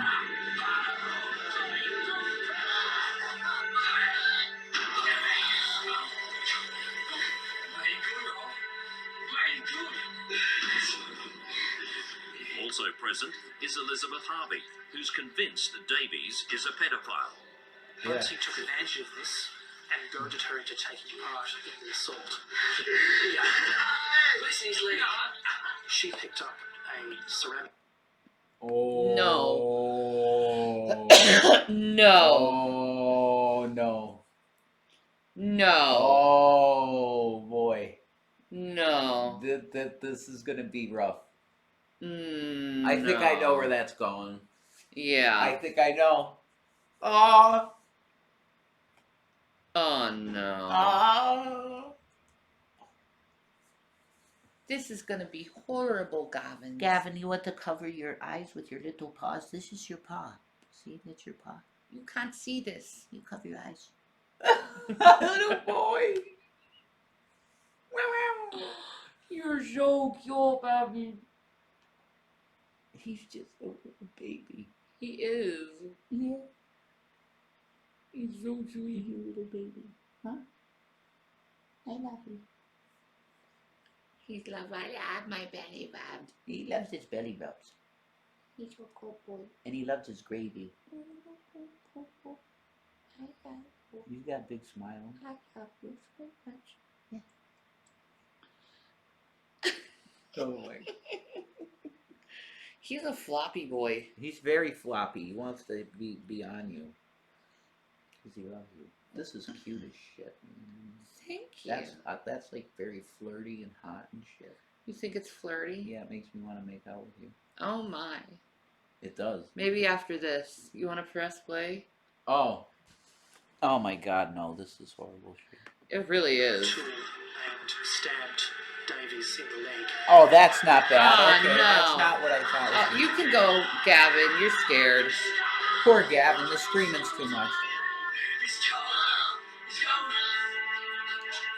And his body was then dumped in a hole in the backyard of 203. Nobody seems to care how or why Ray Davies has disappeared. He's not reported missing. No one fucking cared? Suzanne Allen has become obsessed with Bunting, and they begin a sexual relationship, despite the fact that he's not only married to Veronica, but is also having an affair with Elizabeth Harvey. Suzanne Allen's He's getting a constant third sexual one. advances are annoying Bunting. I It's love a you, fatal Johnny obsession. Angle. In November 1996, Bro. Suzanne Allen simply disappears. Aww, After her family that's reports so her sudden and cute. mysterious disappearance, police go to Suzanne Allen's home and are disturbed by what they That's find. cute. Her place, which was normally quite neat and tidy, was pretty much trashed. And more concerning was the fact that her pets were there, and she was a keen animal lover and would never leave her pets alone. But No. Bunting and Wagner know exactly where she is. Her body was dismembered, Psychos, parts man. put in rubbish bags. They enjoyed that Eventually, shit. she was There's no buried in way. the You back gotta part be of the yard insane. of that You home have to in be out of your Waterloo mind to be Corner able to Road do at that. Salisbury North, I where think. John Bunting lived. There's no direct evidence of foul play, so Suzanne Allen is simply declared a missing person. Poor girl. Bunting and Wagner will later claim they found Suzanne dead from a heart attack, Yeah. and that they only dismembered and hid her body so that they could collect her social security payments. Uh-huh. Oh, okay. Oh, yeah. How convenient. Snooze, eh? Whatever you say. Oh, she's dead? We can collect her insurance payments. It's totally legal. Oh, yeah. See, money is the root of evil. It's always true. Yeah, it is, isn't it? The love of money, yeah. It really is. The love of money, yeah. Relationships around John Bunting is complicated. In 1996, Bunting and Elizabeth Harvey and her two teenage sons, Troy and Jamie, moved to live in a house in the town of Murray Bridge, around 100 kilometres away. But he keeps in contact with Wagner. Bunting and Wagner are now on a roll, driven by greed and an irresistible bloodlust. Bunting constructs a chart that he refers to as the Wall of Spiders. It's a list of potential victims, various acquaintances that in some strange delusion he decides are all child molesters. He often picks out a name at random, then calls What and the abuses fuck? them. This guy's out of his fucking mind. We'll make that way. You find out real soon. At the center of the chart is the convicted sex offender Barry Lane, his accomplice in the disposal of Clinton Trezizer's body. By the spring of 1997, Bunting decides it's time to kill again. Michael Gardner is a flamboyant and openly gay man. Oh, that sucks. That's fucked up. Boy.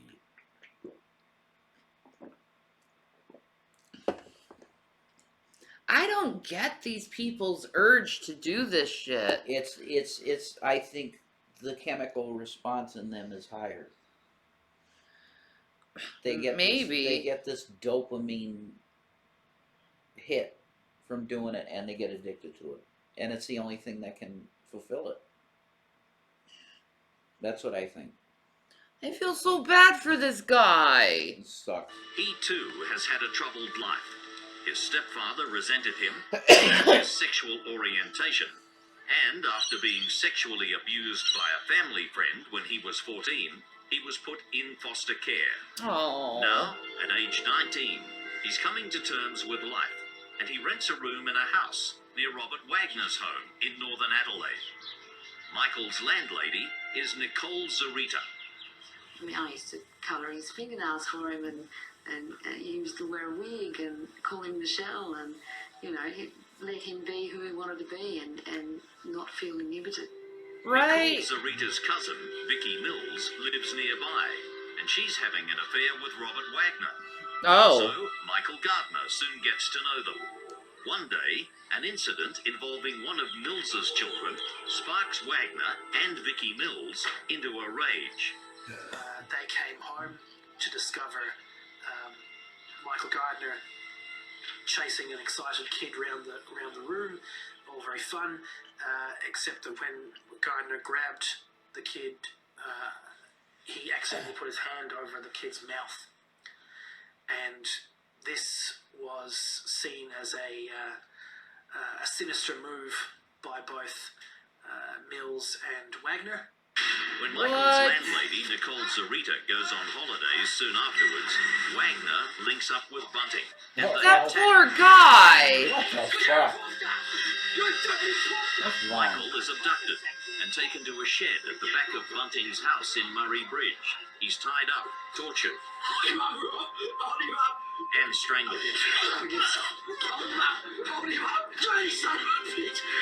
That poor kid.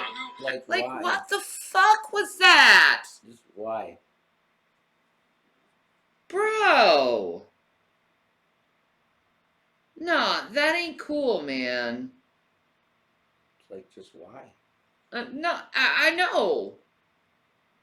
Like, what did that baby do to you?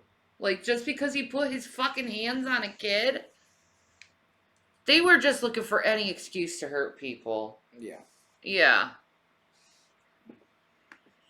As he's falling to his knees, Bunting demands that he stands up. Go, Rob, go! The knot is getting tighter. Easy, Tiger. Michael Gardner struggles ineffectually. Oh God, I don't want to see this. Fuck.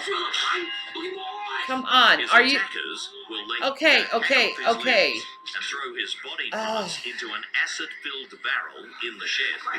What the fuck? Wow. Bunting and It's just madness. It's insane that people are capable of that. It's just a 19-year-old kid. But, like, for real, it's insane that people are capable of that shit.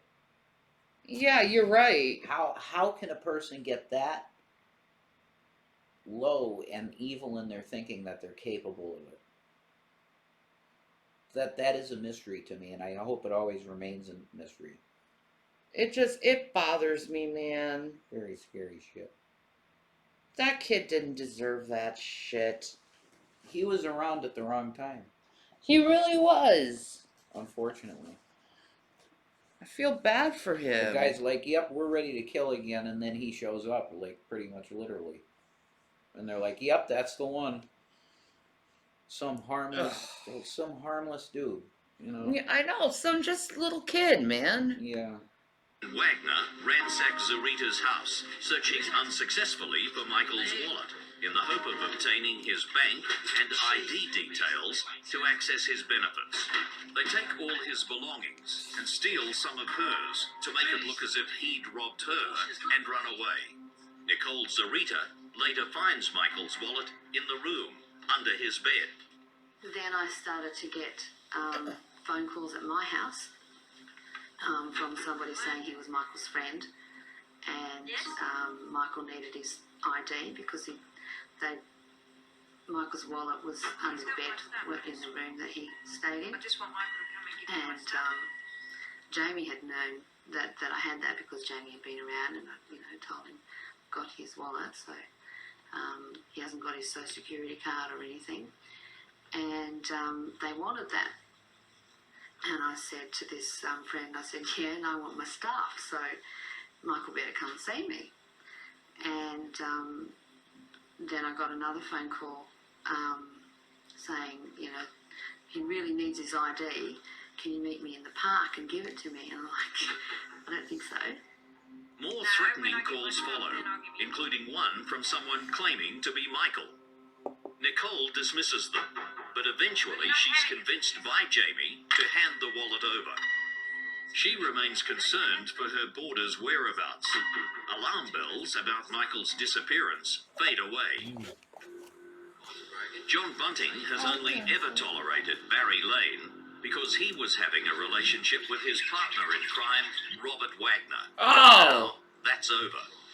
Barry Lane has taken up with a new lover, Thomas Trevelyan. Ah, damn. This is weird shit, dude. Okay? But I thought they hated gay people. Lane has been talking. To Bunting, the What? ever-expanding network of alleged Real pedophiles. weird, man. This is almost like a cult type deal. This is so weird. Very, very strange story. Yeah. Very strange. Brokeback situation. Yeah, there you go.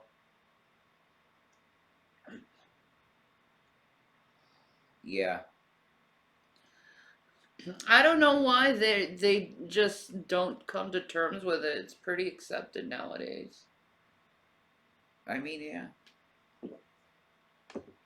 It is. Seems to have one common denominator, the convicted sex offender, Barry Lane. Bunting hasn't forgotten how Lane told Veronica of Treziz's murder, and now he's fair game. Barry Lane's time is up. The killer is getting more devious.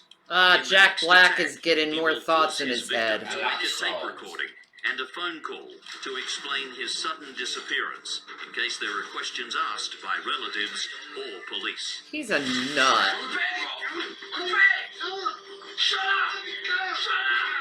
Bunting, Wagner, and Thomas Trevelyan. went to Lane's house.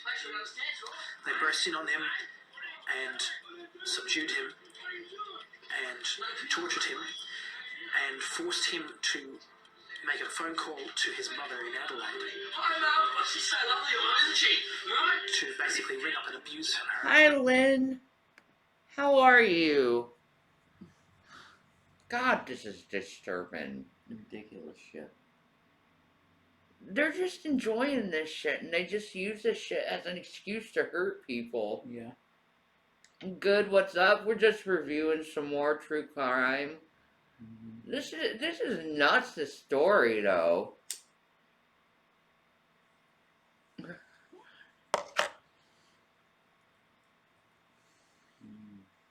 You're just saying everyone's a P word and killing them. It's nuts. What the fuck? And put her off the scent. I'm moving to Queensland. After this call was finished, Bunting, Wagner and Trevelyan then renewed the assault on Lane. Mate, nursery on time. They used pliers to crush his toes and toenails. Ow! Okay, we don't need to know all the fucking shit. This is rough, see? Okay, I'm good. Queensland. Meanwhile, 19 Oh, years shit. old Thomas No need to know the Trevelyan details. has every reason to be terrified. Holy fuck. The play-by-play stuff. Yeah. Some of them do it, most don't, I think. Most don't do that. By late 1997, 5 people have died in the northern suburbs of Adelaide and in the town of Murray Bridge in South Australia. Jeez, man. Their bodies lie secretly buried, dismembered, and stuffed into barrels of acid. Only the killers... Man, Australia TV is graphic. I mean, it's not, it's kind of disturbing, some of it.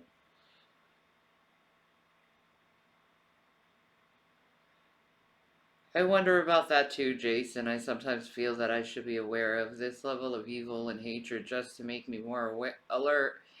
This shit actually exists. This is what people are actually capable of. I should wake from my slumber. Yeah. Fucking horrifying. It's really crazy, you know. I guess it's something that needs to be talked about because it exists. I'm lighthearted, man. Like, if I could choose my world, there wouldn't be rape in it. Like, and there wouldn't be this violent pornography shit. Yeah. Like, it wouldn't exist in my world. Because I think it's just evil. Like, Me too. It's inherently evil. Yeah. Mixing these things. There'd be a lot of things I would change. You know? Yeah. Like, how do you feel about S&M even? I don't like it. Yeah, see? See? Now that would be kink shaming if you... I don't care. Yeah. Know of the hideous fate of Cancel Clinton me. Trezise, Ray Davies, Suzanne Allen, Michael Gardner, and Barry Lane. Barry. Following Lane's murder, Thomas Trevelyan moves in with killer Robert Wagner and his girlfriend, Vicky Mills. Gil. Trevelyan is mentally unstable and emotionally erratic. Well, you think? He's obsessed with all things military. He soon confides in a cousin that he's been involved in Lane's murder and that he's... Oh, no! He snitched! He yelped. He snitched! You can't trust it.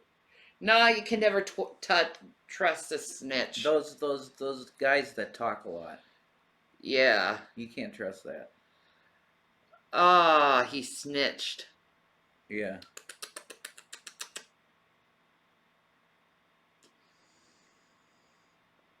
Well, at least we get to find out what happens to these maniacs. Yeah, we'll see. They strongly believed that sooner than later, Trevelyan will tell someone about what had happened. Oh, In shit. their view, Thomas Trevelyan had to die. They take advantage of his troubled background and stage a suicide. You told everyone why! Okay. I don't need to fucking see that shit. Okay. By early 1998, Jamie Vlasakis is still living I'm in good, John Bunting's house, gymnastics. along with his mother, Scorpion, Elizabeth how are Harding. you? By this time, doing he's heroin? become a heroin addict. Ah, And nah. he Holy invites a fellow shit. addict, Gavin Porter, to move in. Gavin. It's a dangerous decision, because Bunting has now added drug addicts to his bizarre hate list. While he excuses his protege Jamie's heroin use, he despises Gavin Porter for being a junkie. Gavin is a schizophrenic on a pension, and Bunting... What the fuck? These people are just horrible. They're like attracted to each other, these like very at-risk people. Yeah. Because they know that the other people enjoy, you know, the suffering of others as well. Yeah. So, but they always like blackmail each other and set each other up at the end of the day. Yeah. You know? What the hell? I'm okay, Queen. Thank you for asking. Aww. Thank you. You're sweet. Maybe right. soon gets his bank details and PIN number. When Bunting accidentally pricks himself on a needle that Porter has left on the couch, he flies into rage and decides that Porter will be victim number 7. Uh-oh. And so when Jamie's away one... He takes out his mate. Wow. I'm about as sweet as a dill pickle.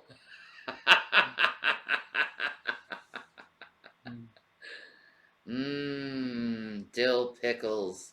Yeah. They're tasty though. They are. I'm down with eating some dill pickle. Yeah, definitely. So. Monday, the familiar murder ritual is played out.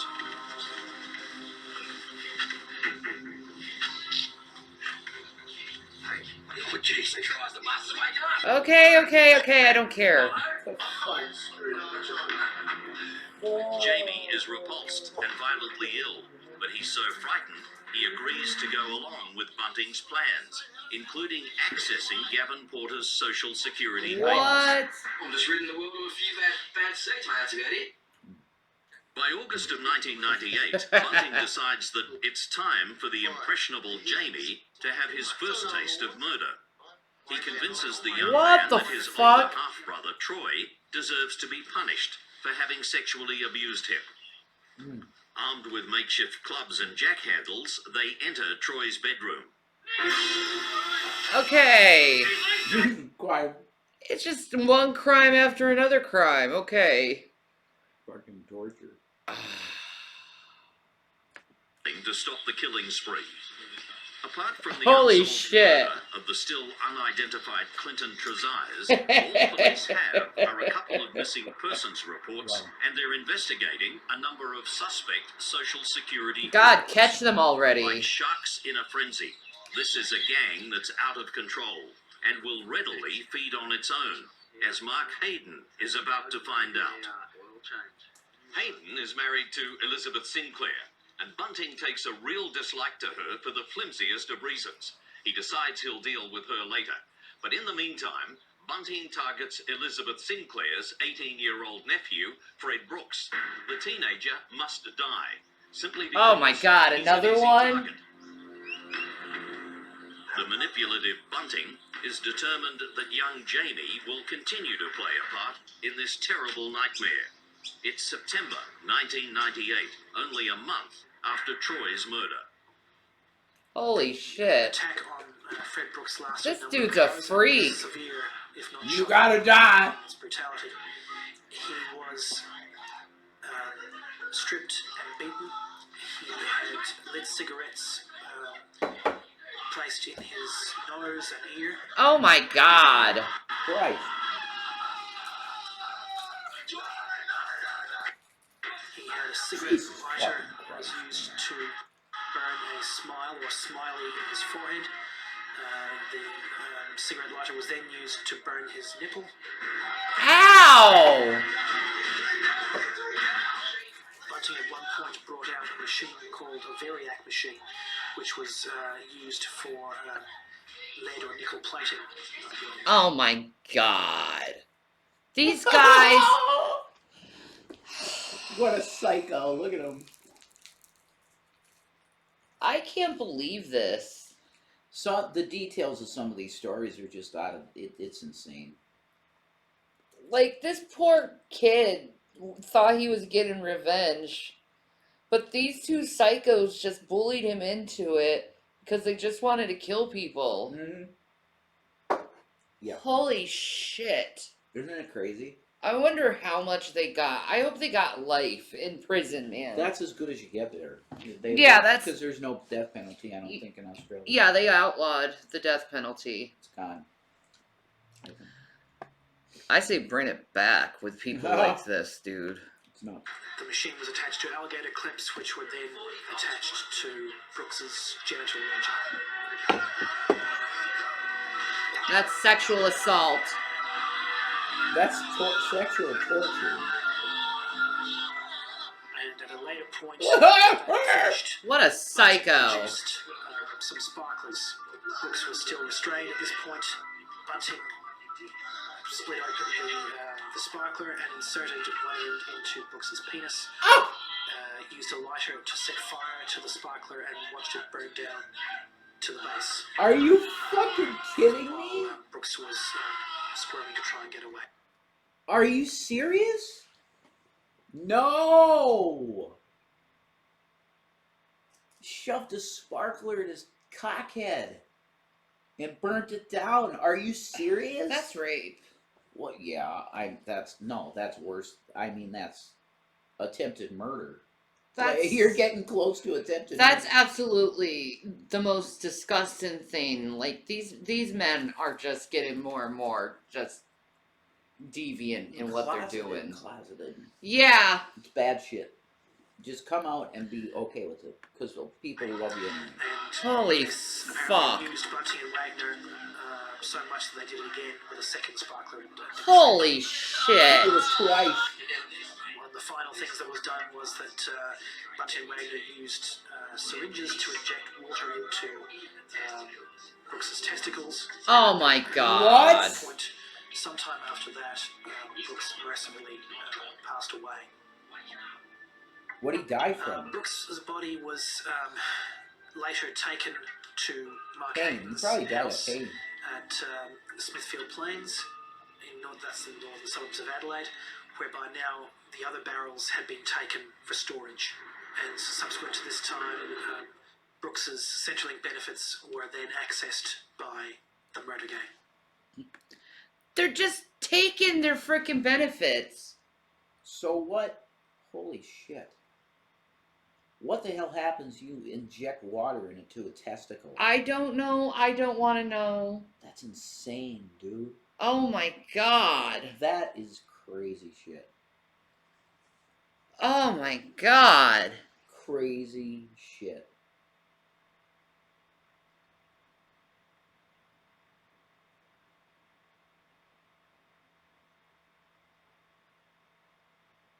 Whoa.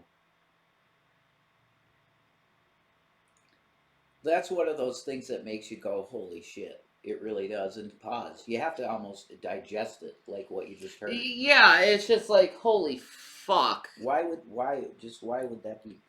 What's the purpose, you know? To see what happens?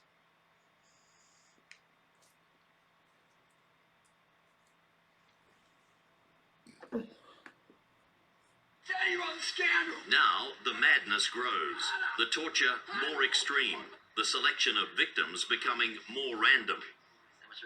Just a few weeks later, in October 1998, Bunting and Jamie Vlasakis are sitting in a car in Murray Bridge when they spot 29-year-old Gary O'Dwyer hobbling across the road. O'Dwyer was the victim of a shocking car accident, leaving him to survive on a disability pension. He's easy prey. They're just laughing through it To get all. them invited to O'Dwyer's house. They're insane. They were all sitting around the lounge room having drinks when suddenly Bunting stood up, and it was almost like a signal, and Wagner grabbed O'Dwyer from behind and began to choke him. Ah. Okay. Time said stop. Yeah, it's like Dismembered torture after body torture. I can't. I just can't go through it. I'm sorry, guys. I just want to see what they get at the end. Torture. I can't watch that. No. By May 1999, Holy detectives fuck. are closing in on the gang of killers, but they still have no idea of the enormity of their crimes.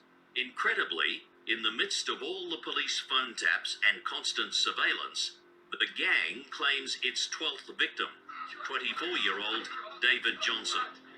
In Snowtown, detectives from Adelaide tell local constable Ian Young about their search for the Land Cruiser. I pulled my notebook out and I said, "Oh yes, I can tell you where that is." And Just I explained get him. that it actually had come into Fuck the these town, assholes. back in either late January, early February, and it actually was loaded with some barrels in the back of this vehicle. Oh my And, God. so they picked their ears up and the investigation went on from there. The detectives locate the Land Cruiser at the couple's house and find out that John Bunting is renting a disused bank building in the town. When they went over to the bank, they let themselves in through the side door, went through to the bank vault, and opened the bank vault. When they pushed through the plastic, they were hit with a foul stench, which they immediately believed was the smell of dead bodies. Ah! The horrified officers immediately call for reinforcements and special equipment. Yeah, that's all they need is the smell of dead bodies and they can enter. That's all they need. I think so. That's fair. Yeah. I think it is. It's like the same thing with fire department. If they smell oil, like, in the air, yeah, I gotta come in your place, man. What the hell's going on in there? You smell that shit outside, bro. They're just preventing something from happening. Yeah, exactly. Hours later, in the early evening of May 20th, they went back inside the vault. Oh. A police officer opened the lid of each barrel and turned. Another officer who was carrying a video camera then pointed the camera inside each barrel to document what was inside. Police today confirmed there were 8 victims in the plastic barrels found in a disused bank at Snowtown in South Australia's 8. People didn't believe it. Not in a small town like Snowtown. The smell had actually, because the vault door had been opened, the smell had actually gone right through the bank. It went through the whole town, the smell. That I can actually of dead bodies. Driving down the main street and seeing people coming into the town, even media people, down on their hands and knees trying to smell underneath the door, and also the chute at the side of the bank where we'll put mail into the bank. They're actually putting their nose in there to see if they could smell anything. The barrels are then taken to Adelaide, where Professor of Anatomy at the University of Adelaide, Marci Hennenberg, is called in to assist in the identification. I was shocked by the cruelty with which those crimes were perpetrated. Horrible. Because it takes an enormously callous human being Yeah. to be able to dismember a body of another human being as if it was an object. Ugly as the discovery was, the dismembering and storage of the bodies is part of a behavior pattern in serial killers when murder alone can't gratify their sick urges. Criminologist Alan Perry has studied this. Now, that no longer satisfies them, so they have to take it.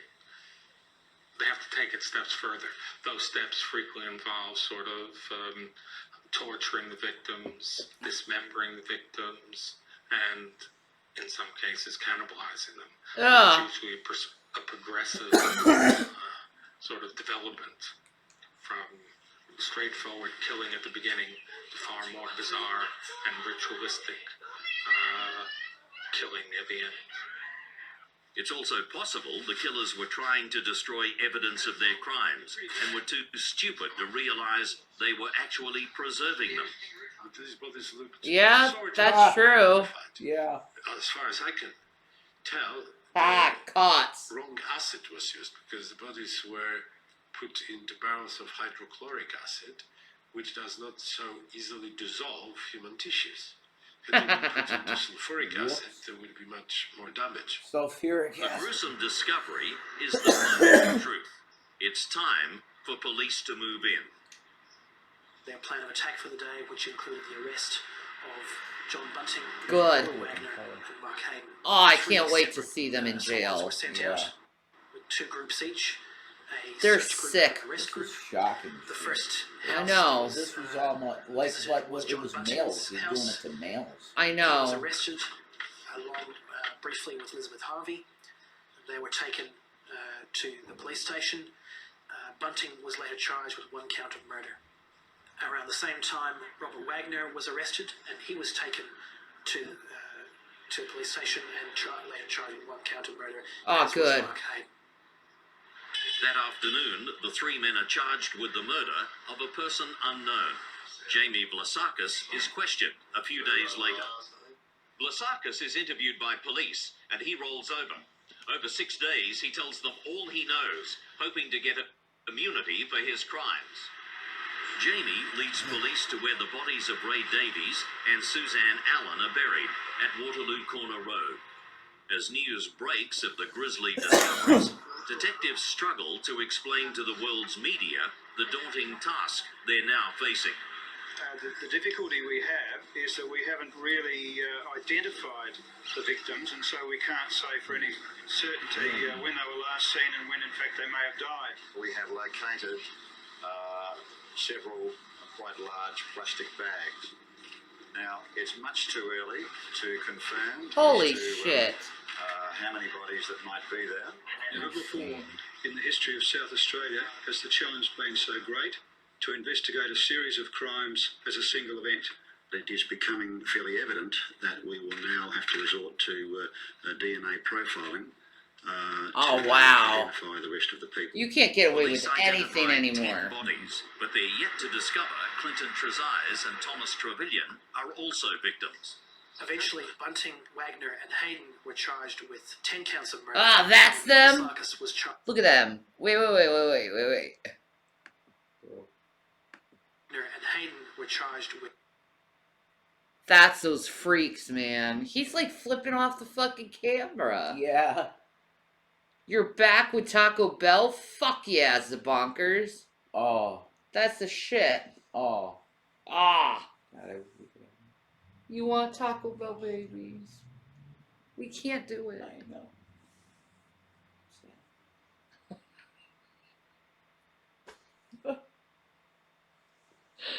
I'm sorry, my baby. Crunchwrap Supreme.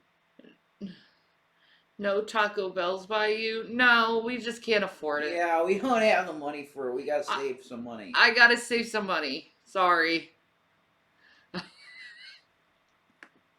With 10 counts of murder, and Vlasakis was charged with 5 counts of murder.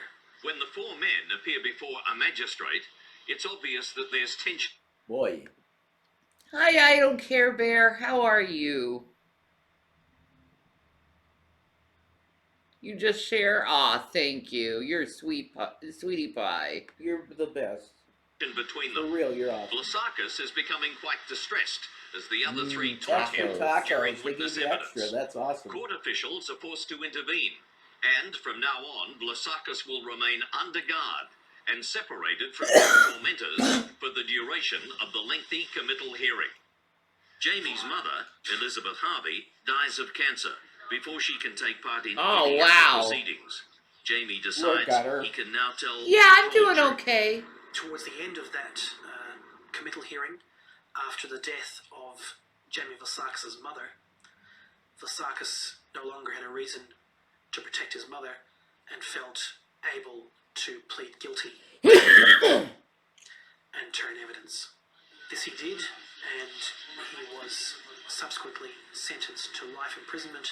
Good. 26 years on parole.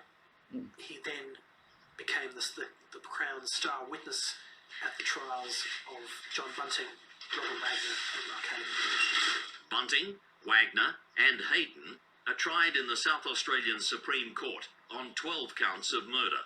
Freaks. All 3 at first denied the charges, but eventually Robert Wagner in the face of overwhelming evidence, pleads guilty to 3 murders. Oh, John wow. Bunting and Mark Hayden maintain their innocence. Wagner's Supreme Court trial is interrupted when 3 jurors refuse to continue and withdraw because of the horror of the evidence. Oh, man. They couldn't take it.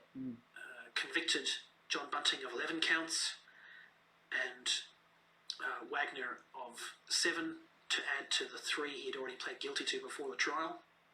So, almost 11 months after it begins, the longest criminal trial in South Australia's history comes to an end.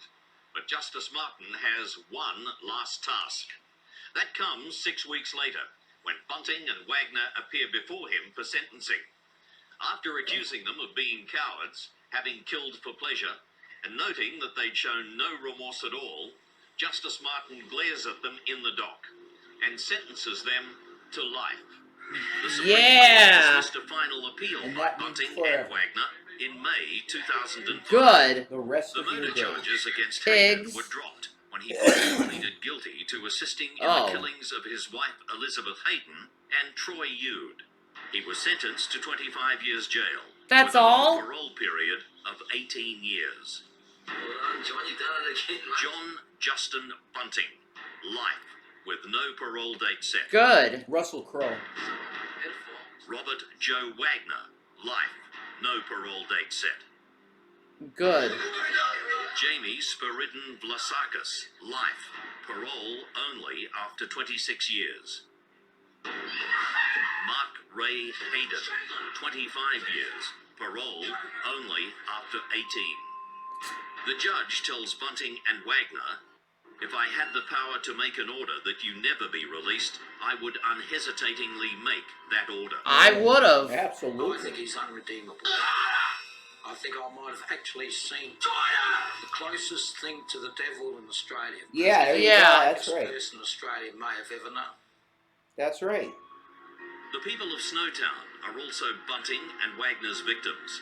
The name of their small rural community will forever be synonymous with Australia's worst serial killings, even though it was only the brief final setting in the terrible saga.